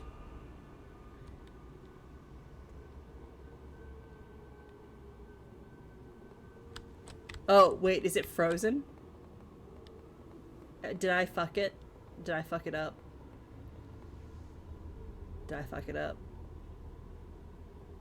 I can't modify it anymore. Alright, well, you know what? YOLO. Dog is sleeping. So true.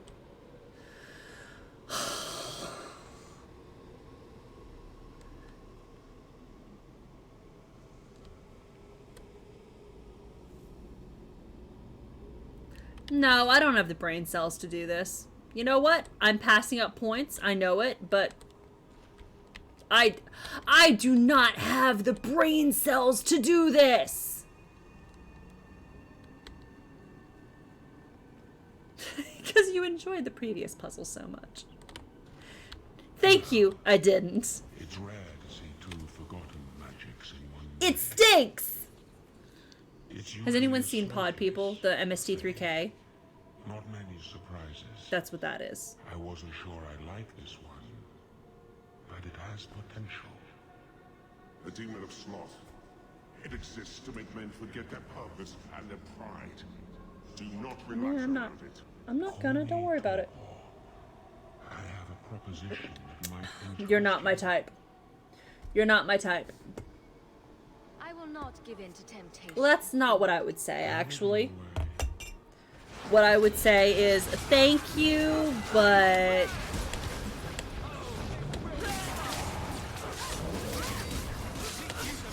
Whose is that? Who did that fun little thing on the ground?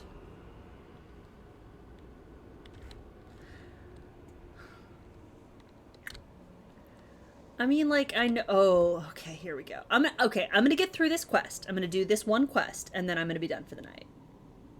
Nor... Well, it is what it is. It's fine. I think that Fenris should... No, we're gonna go to the Fenris one first, because, I think it's very funny if he thinks, oh no, I'm the worst, and he doesn't get to see that, like, literally everyone fucks up in the Fade.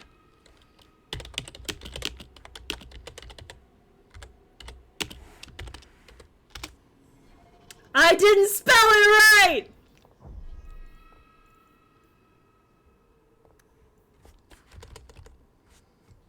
Fenrin.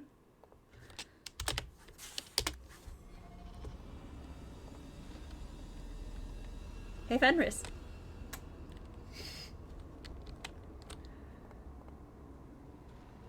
I think that you should kick my ass. Parentheses. Sexual.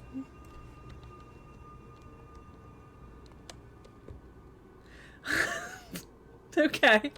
Beyond the Veil, Spirits and Demons. Alright, before we get to that, before that, a little bit of academia. So true. Beyond the Veil, Spirits and Demons. It is challenging enough for the casual observer to tell the difference between the Fade and the creatures that live within it, let alone between one type of spirit and another. In truth, there is little that distinguishes them for even the most astute mages. Since spirits are not physical entities and are therefore not restricted to recognizable forms, or even having a form at all, one can never tell for certain what is alive and what is merely part of the scenery. It is therefore advisable for the inexperienced researcher to greet all objects he encounters. That sounds like a prank that older students are pulling on you, the junior students. I'm just saying. Typically, we misuse the term spirit to refer only to the benign, or at least less malevolent, creatures of the Fade. But in truth, all the denizens of the realm beyond the veil are spirits. As the Chant of Light notes, everything within the Fade is a mimicry of our world. A poor imitation, for the spirits do not remotely understand what they are copying. It is no surprise that much of the Fade appears like a manuscript translated from Tevinter into Orlesian and back again by drunken initiates. In general, spirits are not complex, or rather, they are not complex as we understand such things. Each one seizes upon a single facet of human experience: rage, hunger, compassion, hope, etc. This one idea becomes their identity. We classify as demons those spirits who identify themselves with darker human emotions and ideas. The most common and weakest form of demon one encounters in the Fade is the rage demon.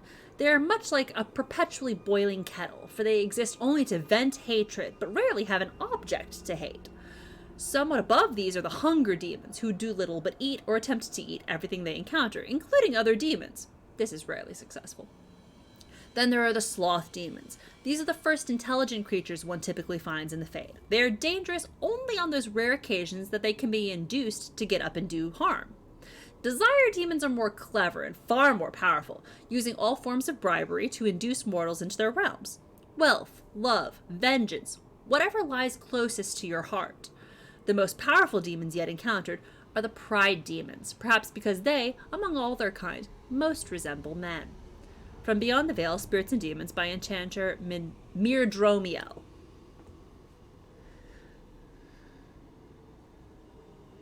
No!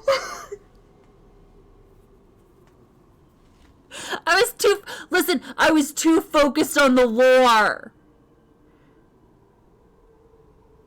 Do you think that even a tipsy melee would miss a smoochum? Ugh!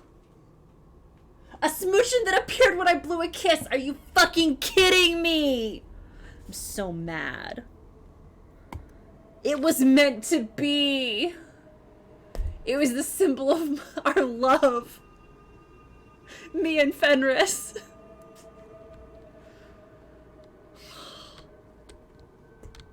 Alright, well, I guess we're just gonna get divorced then. Fuck! The cardinal rules of magic. No! No! Okay, it's not actually that long. That's fine. Oh, wait, this is in the World of Thetis. I know this one. You must not be under the misimpression that magic is all-powerful. The planets did align. There are limits, and not even the greatest mages may overcome them. No one, for instance, has found any means of traveling, either over great distance or small ones, beyond putting one foot in front of the other. The immutable nature of the physical world prevents this. So no, you may not simply pop over to Minrathis to borrow a cup of sugar, nor may you magic the essay you forgot in the apprentice dormitory to your desk. You will simply have to be prepared. Similarly, even when you send your mind into the Fade, your body remains behind. Only once has this barrier been overcome, and reputedly the spell required 2/3 of the lyrium in the Tevinter Imperium, as well as the lifeblood of several hundred slaves. The results were utterly disastrous. Hey, we just had a whole entire PowerPoint about that one. Finally, life is finite. A truly great healer may bring someone back from the very precipice of death, when breath and heartbeat have ceased, but the spirit still clings to life. But once the spirit has fled the body, it cannot be recalled. That is no failing of your skills or power. It is simple reality. From the lectures of First Enchanter Wenceslas. Don't worry, Fenris, babe, I'll make it up to you. Fenris, babe, I promise I'll make it up to you. I promise. Oh shit, there's another door. Nothing, nothing, nothing, nothing. Yes, nothing! Hey, Fenris. Hey, Fenris. Hey, Fenris.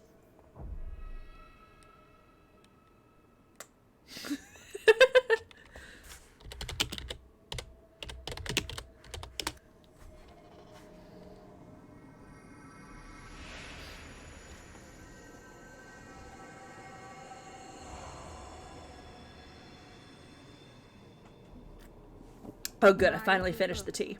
I present to you. Oh shit. Oh no, am I Orsino? I love Orsino, by the way. Beats the blood of the Dales. He came to us to learn his heritage, to release the power from a lineage as ancient as our race. I don't know what to say.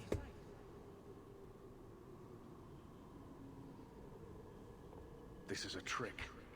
First Enchanter, what are you doing here? Mother told me the Dalish are honorable. Why would the Keeper lie? Why would she entrust her people to a human? You are one of us, Feynriel. Your magic will restore our greatness. I doubt that's true. You told me this magic was outlawed for a reason. Even the Dalish don't practice it anymore. Could the elves trust you with the power to shape reality? Could you trust yourself? Don't listen to the him. blowing a kiss. The first enchanter is trying to keep you from realizing your greatness. Trying to keep me from temptation. Hey, Fenris. Just like you were. Fenris. You're not the Keeper. Be gone, fiend. Oh shit, there he goes. You. Why did you interfere?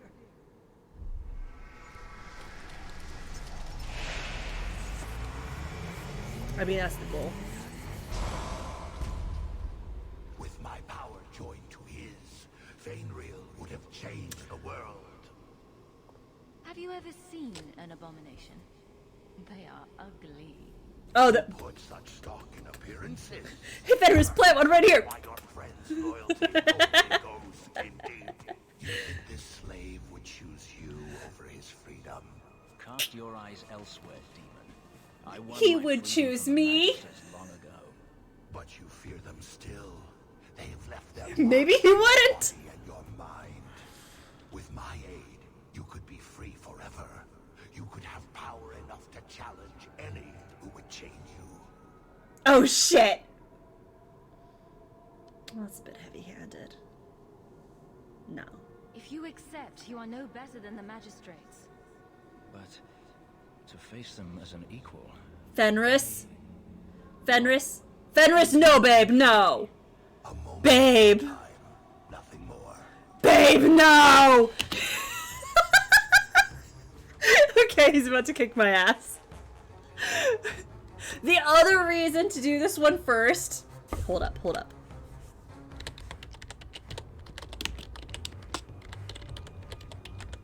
Holy shit, I wasn't immortal. Oh, that could have been really bad. So Fenris, is a fucking beast.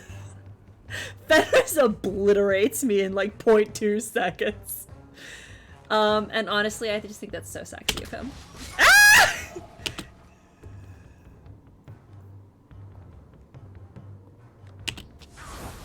No! No! Babe, no! Look at that! Look at that! No, Fenris, no!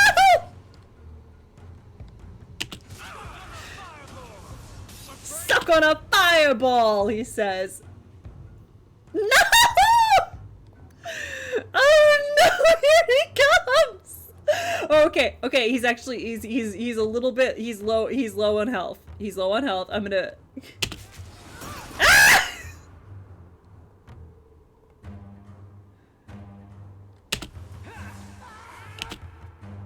Oh, did I get him? Holy shit. Oh my god. Ugh.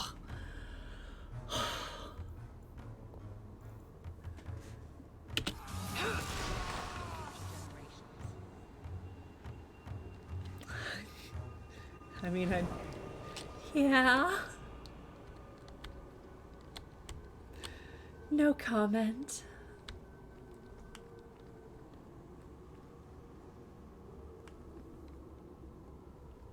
Don't worry, I will be flirting with him about this.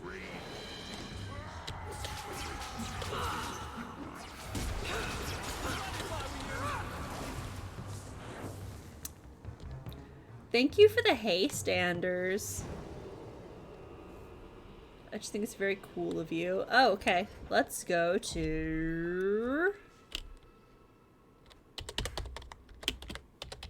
Please tell me we're gonna get the line. Please tell me we're gonna get the line. Please.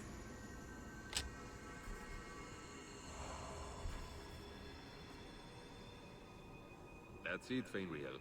Hard on the downstroke, then lift. Good. I'll have you scribing all my letters soon.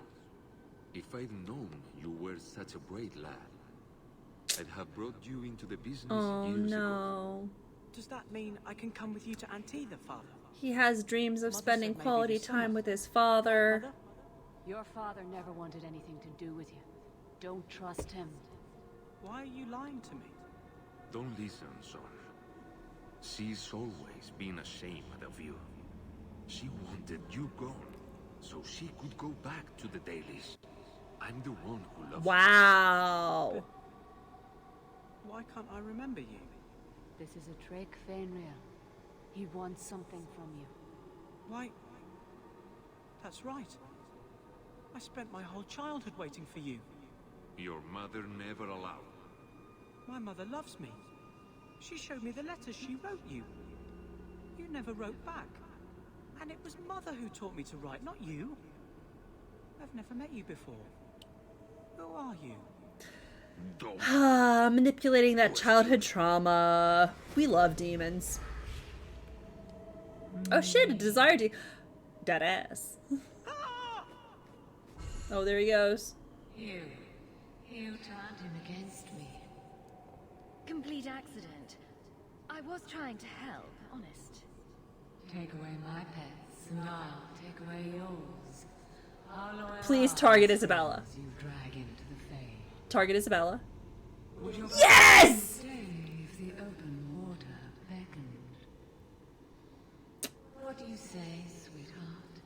A two-mast brigantine? I mean, I'm just saying, this is... 100 well-built lads to answer your every whim. I know you've been looking for a stiff masthead.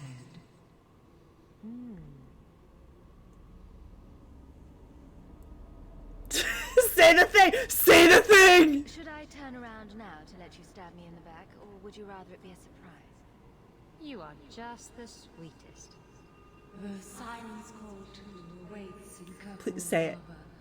Harbor. I'll be under the firs in the captain's quarters. Say it. Say it. I like big boats. I cannot lie.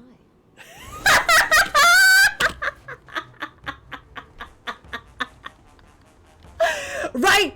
She said the thing!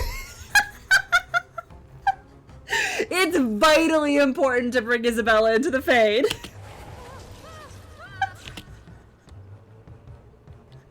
I like big boats. I cannot lie.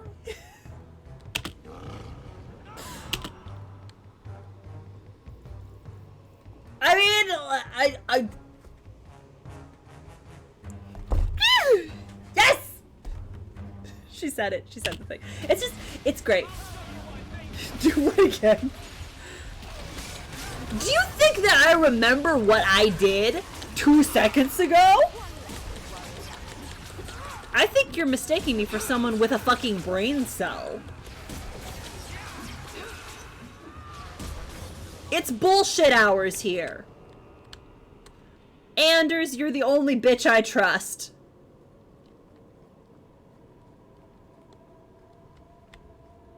Hey, what's up, my lad? I'm not sure if this is real. If so, It is It's real. the second time I owe you my life. The Fade feels different now. I see the stitches, the seams holding it together. I feel I could wake at any moment. So you gotta get control of this shit, my dude. I see why the Chantry fears us. I've heard tales of magisters who stalk their enemies and use their Listen? own demons to destroy them. You're right.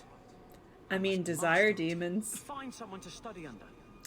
She did the yeah, I mean, I might be swayed. If these powers can be trained, it would be there. And then not look kindly on such a journey.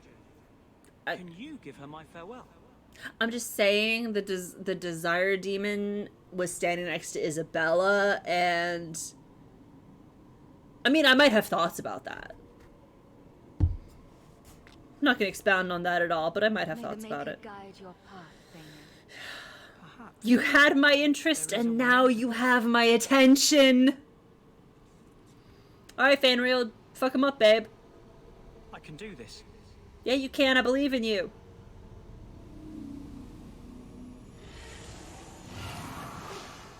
Fuck him up, babe.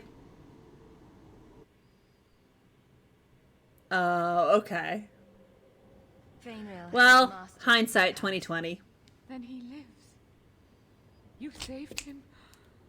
I cannot thank you enough. Hell yeah. Keeper Marathari, may I return with you to the Sunderlands? I would like to ask for my Well, you better run, because he's headed out. Of course. It was you who chose to stay away.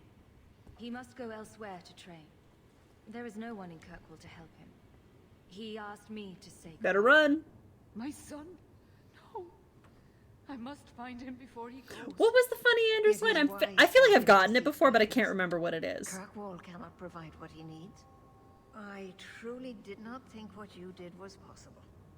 You are a rare human indeed. I'm special like that. And I must apologize for my weakness. I would have thought I myself know how you above can such apologize. influence. Does this mean I'm not getting my ship? Bugger it all. Nothing like being possessed to keep you on the straight and narrow. Fenris, I know how you can apologize. We all have weaknesses the demons find. Put one right here! It's a miracle with Feynriel. This book belonged to the last dreamer of our tribe. Oh, that's so good. Yeah, I feel like I've gotten that one before. That's really funny. He's like, wow, what a complete buzzkill. And he's not wrong. He's not wrong. Okay, I know I said that I was just going to do this quest, but I feel like I have to go talk to Fenris. Yes, we got night terrors! And Isabella's apology. Okay. We have to. Listen, we can't leave this one hanging. We have to get some closure to this quest. We have to go talk to our friends and be like, listen. Group of slaves. Would-be slaves. They weren't slaves yet. Still, you did the right thing. Many would turn a blind eye. Don't read too much into it, all right? It just seemed a good idea at the time. We have to we have to get some closure to this. We have to be like, listen, my friends, I understand that you betrayed me and stabbed me in the back and tried to kill me, but I'm not going to hold it against you. I know some of you, some things that you could hold against me. Honestly, it's the both of you who betrayed me. What we're talking about, holding things against people. I have ideas, is what I'm saying. I never have affairs with my crew. Once they see you naked with your ass in the air, they think they don't have to take orders. That is true. Also, hey, I'm just saying that this is a ship. You have to be twice as tough to earn half as much respect. This is a ship that I could definitely get behind. Remember mutiny? I mean, after you know. Oh no, I had the offending member removed. That got rid of the attitude. Oh look, Hawk. You know, I don't think I want you to elaborate on that one.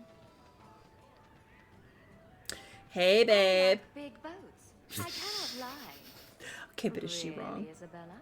Is she wrong? I do. I knew it too. I'm sorry I abandoned you in the Fade.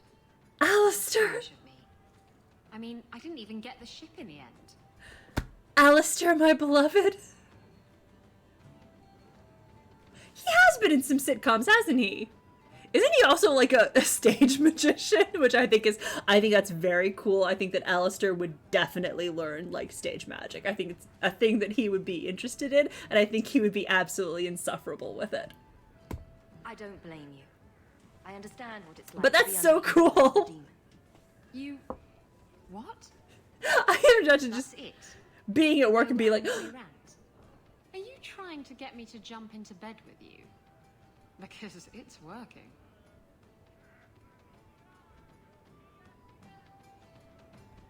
You mean you weren't ready to jump into bed before?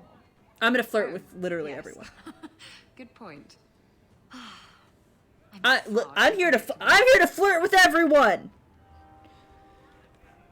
+10. Hell yeah. All right, Fenris, don't worry about it. We're here to I'm here to flirt with you two about this. No, not the fucking Chantry. Melee, you dumb bitch. It's the opposite of where you want to go. I'm here to talk about sinful things. Right?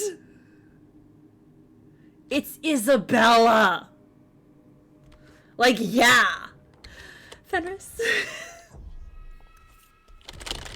I don't have a coherent thought to say about this. I just I have been thinking about what happened in the Fade. That a demon could have played so easily on my fears. Disturbs me. I failed you. I won't let that happen again. I'm gonna be actually like, The demon was using magic on your mind.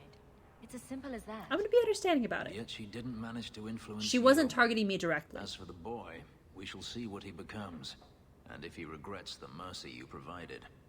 But that is not important now. Let's just hope we face nothing similar in the future. That's it? Wait, load. I'm gonna load first. Hold up. Hold up. Hold up. Hold, please.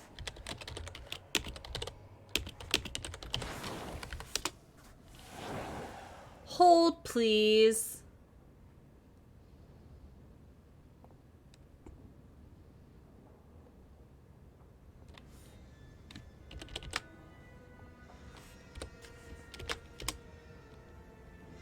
Can we... Hello?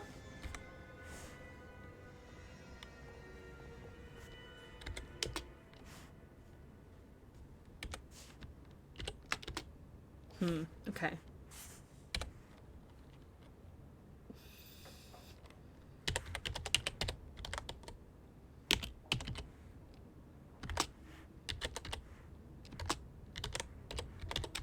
Okay, here we go, here we go, here we go, here we go. Here we go, here we go, here we go.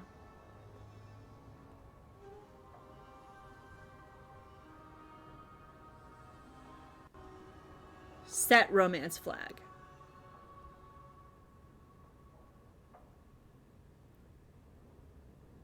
Active.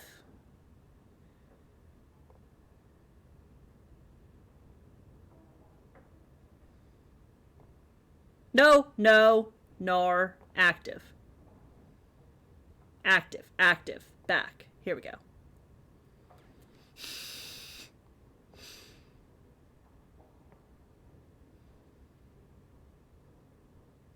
Leave. I just have to make sure that the romance flag is active.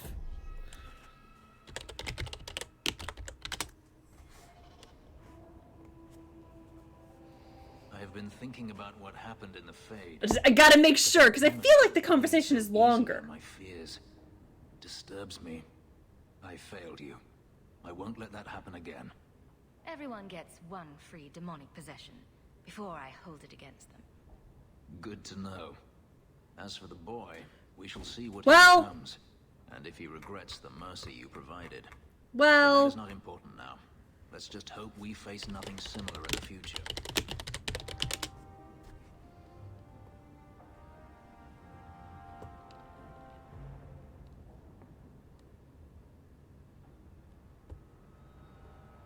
Well, that's fine, actually. You know what? I'm looking through this here, and I'm making sure that I'm not missing anything. You know what? It's all good. I'm not missing anything, it turns out.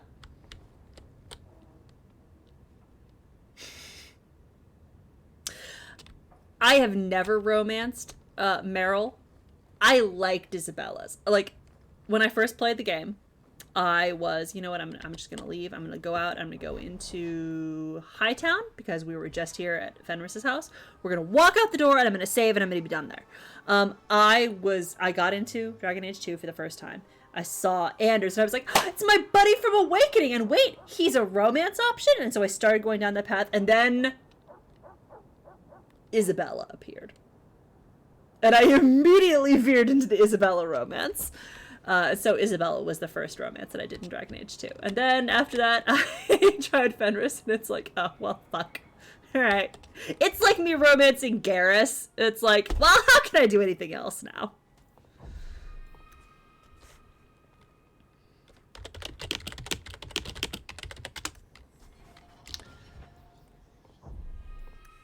We can go to the main menu. We're good. Accidentally. I mean, she has that effect on people. We romance Isabella accidentally. We look at her and we're like, I went into a fugue state, and next thing I knew, we were making out. What can I say? Romancing Meryl is very good. She's very sweet, and she deserves everything good in the world, so. From worst to best. Fred Sebastian, Meryl, Anders, rival Sebastian, Fenris. Putting Isabella above Fenris. Okay, interesting. Obviously, the Arishok is the top. Obviously.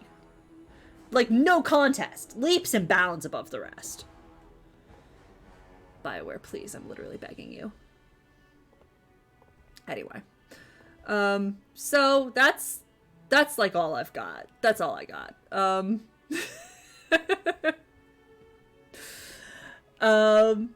So that was the PowerPoint night. So how's everyone think the adventure's going? How did everyone like the PowerPoint? How's everyone thinking that the game is going? Any thoughts, opinions, comments, criticisms? But I will be throwing those directly into the trash. I'm not here to accept criticism. Glowing compliments only, please. Stroke my ego. I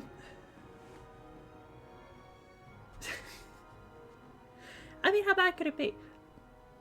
I shouldn't have said that. It could be very bad. Don't. Treat Meryl right! Anyway, when I say that I'm so glad to have that behind me, I don't mean that in a bad way, because I genuinely enjoyed that. I had a great time. I had a great time setting it up. I had a great job putting it together. I had a great job presenting it. Great job. It's late. I'm tired. Great time. Had a great time.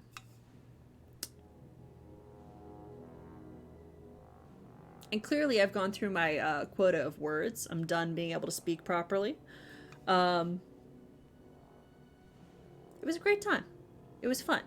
But I am also very, very glad that it's over so that I can like have some free time to think about other things.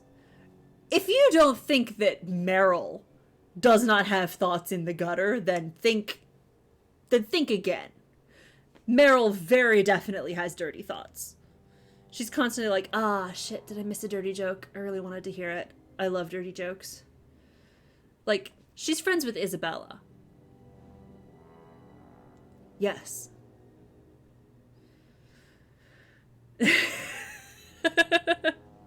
I'm gonna do my best to get the test ready. And I'm gonna try and have some gimmies on there, some easy ones, some mid-tier questions. I'm gonna try and throw a couple of doozies into it as well. I am gonna try and do that. Thank you. 10 out of 10. Exactly. She's sitting here, she goes back to, like, one of my favorite things in Act 3, after we get through there, after the... Spoiler alert. Low-key spoiler alert. The Kunari are no longer such a thing. She's just like, I miss them. They were always standing around with their shirts off. It really improved the view. And I'm like, yeah, Meryl, you're so right. So true, bestie. Her thoughts are definitely in the gutter. She is well acquainted with the gutter. She misses a lot of references that go over her head, but she is fully capable of the gutter. I love that about her. Anyway, so I'm really excited to have some free time to spend this week making the quiz and also writing for my D&D campaign. But also, I'm just, that's neither here nor there. We're just gonna moving along. I am going to start thinking about the ones that I'm going to do at the end of Dragon Age 2, such as the Great Orlesian PowerPoint and the Chantry as an arm of Orlesian imperialism, because it's very, very important to talk about that. But in the meantime, on Friday, it's going to be Stardew Valley time again. And last time, that was Ginger Island, right? I got to Ginger Island. With the fucking, like, the golden walnuts and the parrots and all of that. I still have to figure out what the deal with all of that is. So that's going to be fun. I'm actually really looking forward to that. So that's the deal for Friday. I'm going to be playing some chill Stardew Valley. And we'll get back fully into Dragon Age 2 next Tuesday. It's going to be a fantastic time. I'm so excited. Once again, I have to reiterate just how excited I am to be playing Dragon Age 2. My favorite of all the Dragon Age games. I'm having a great time. I'm thriving. My skin is clear. My crops are thriving. We're doing well. We're doing real well right now. So I'm really excited about that. Cool. Great. Wonderful. But yeah. Friday is going to be... What's it? Stardew. That's the word. I'm going to be playing some more Stardew on Friday. I have nothing else. I'll try and work and get the I'll get the test ready. Please study for the test. Please get all of your information about the Blights together. It will be open note quiz, but not open book. So, take notes. Obviously, this means nothing because I can't dictate anything you do. But, whatever. Thanks for hanging out. This was a great time. This was absolutely fucking fantastic. Thank you all so much. And I'll be back on Friday. Hold on for a second because Bees is playing Little Nightmares, and I definitely want to raid Bees. So we're gonna go jump in on him, or we're gonna go jump in on them. So hold on for just a split second. We're gonna get the raid going. In the meantime, the usual drill. Everyone go get lots of rest. And I'm going to attempt to do that now. It's 10:30, so I'm going to get ready for bed. I will upload the PowerPoint. Tell you what, I'll even do that. Oh, sweet. I've never played it, so I think it'll be very fun. Go get lots of rest. I'm going to go do that now. It's only 10:30 now, so I'm going to I'm not even that hungry. I'm just gonna go get ready for bed. I'm gonna go to sleep. Make sure you get up regularly and stretch, and especially stretch your hamstrings because those are attached to your back. And make sure, as we've learned, to go up and down the stairs a couple of times a day because that will also help your back. And make sure to drink plenty of water. And thank you very, very much for the raid text. Hold on for just a split second. We're gonna go raid Bees. Thank you for hanging out. Have a good night, everyone. See y'all hopefully on Friday.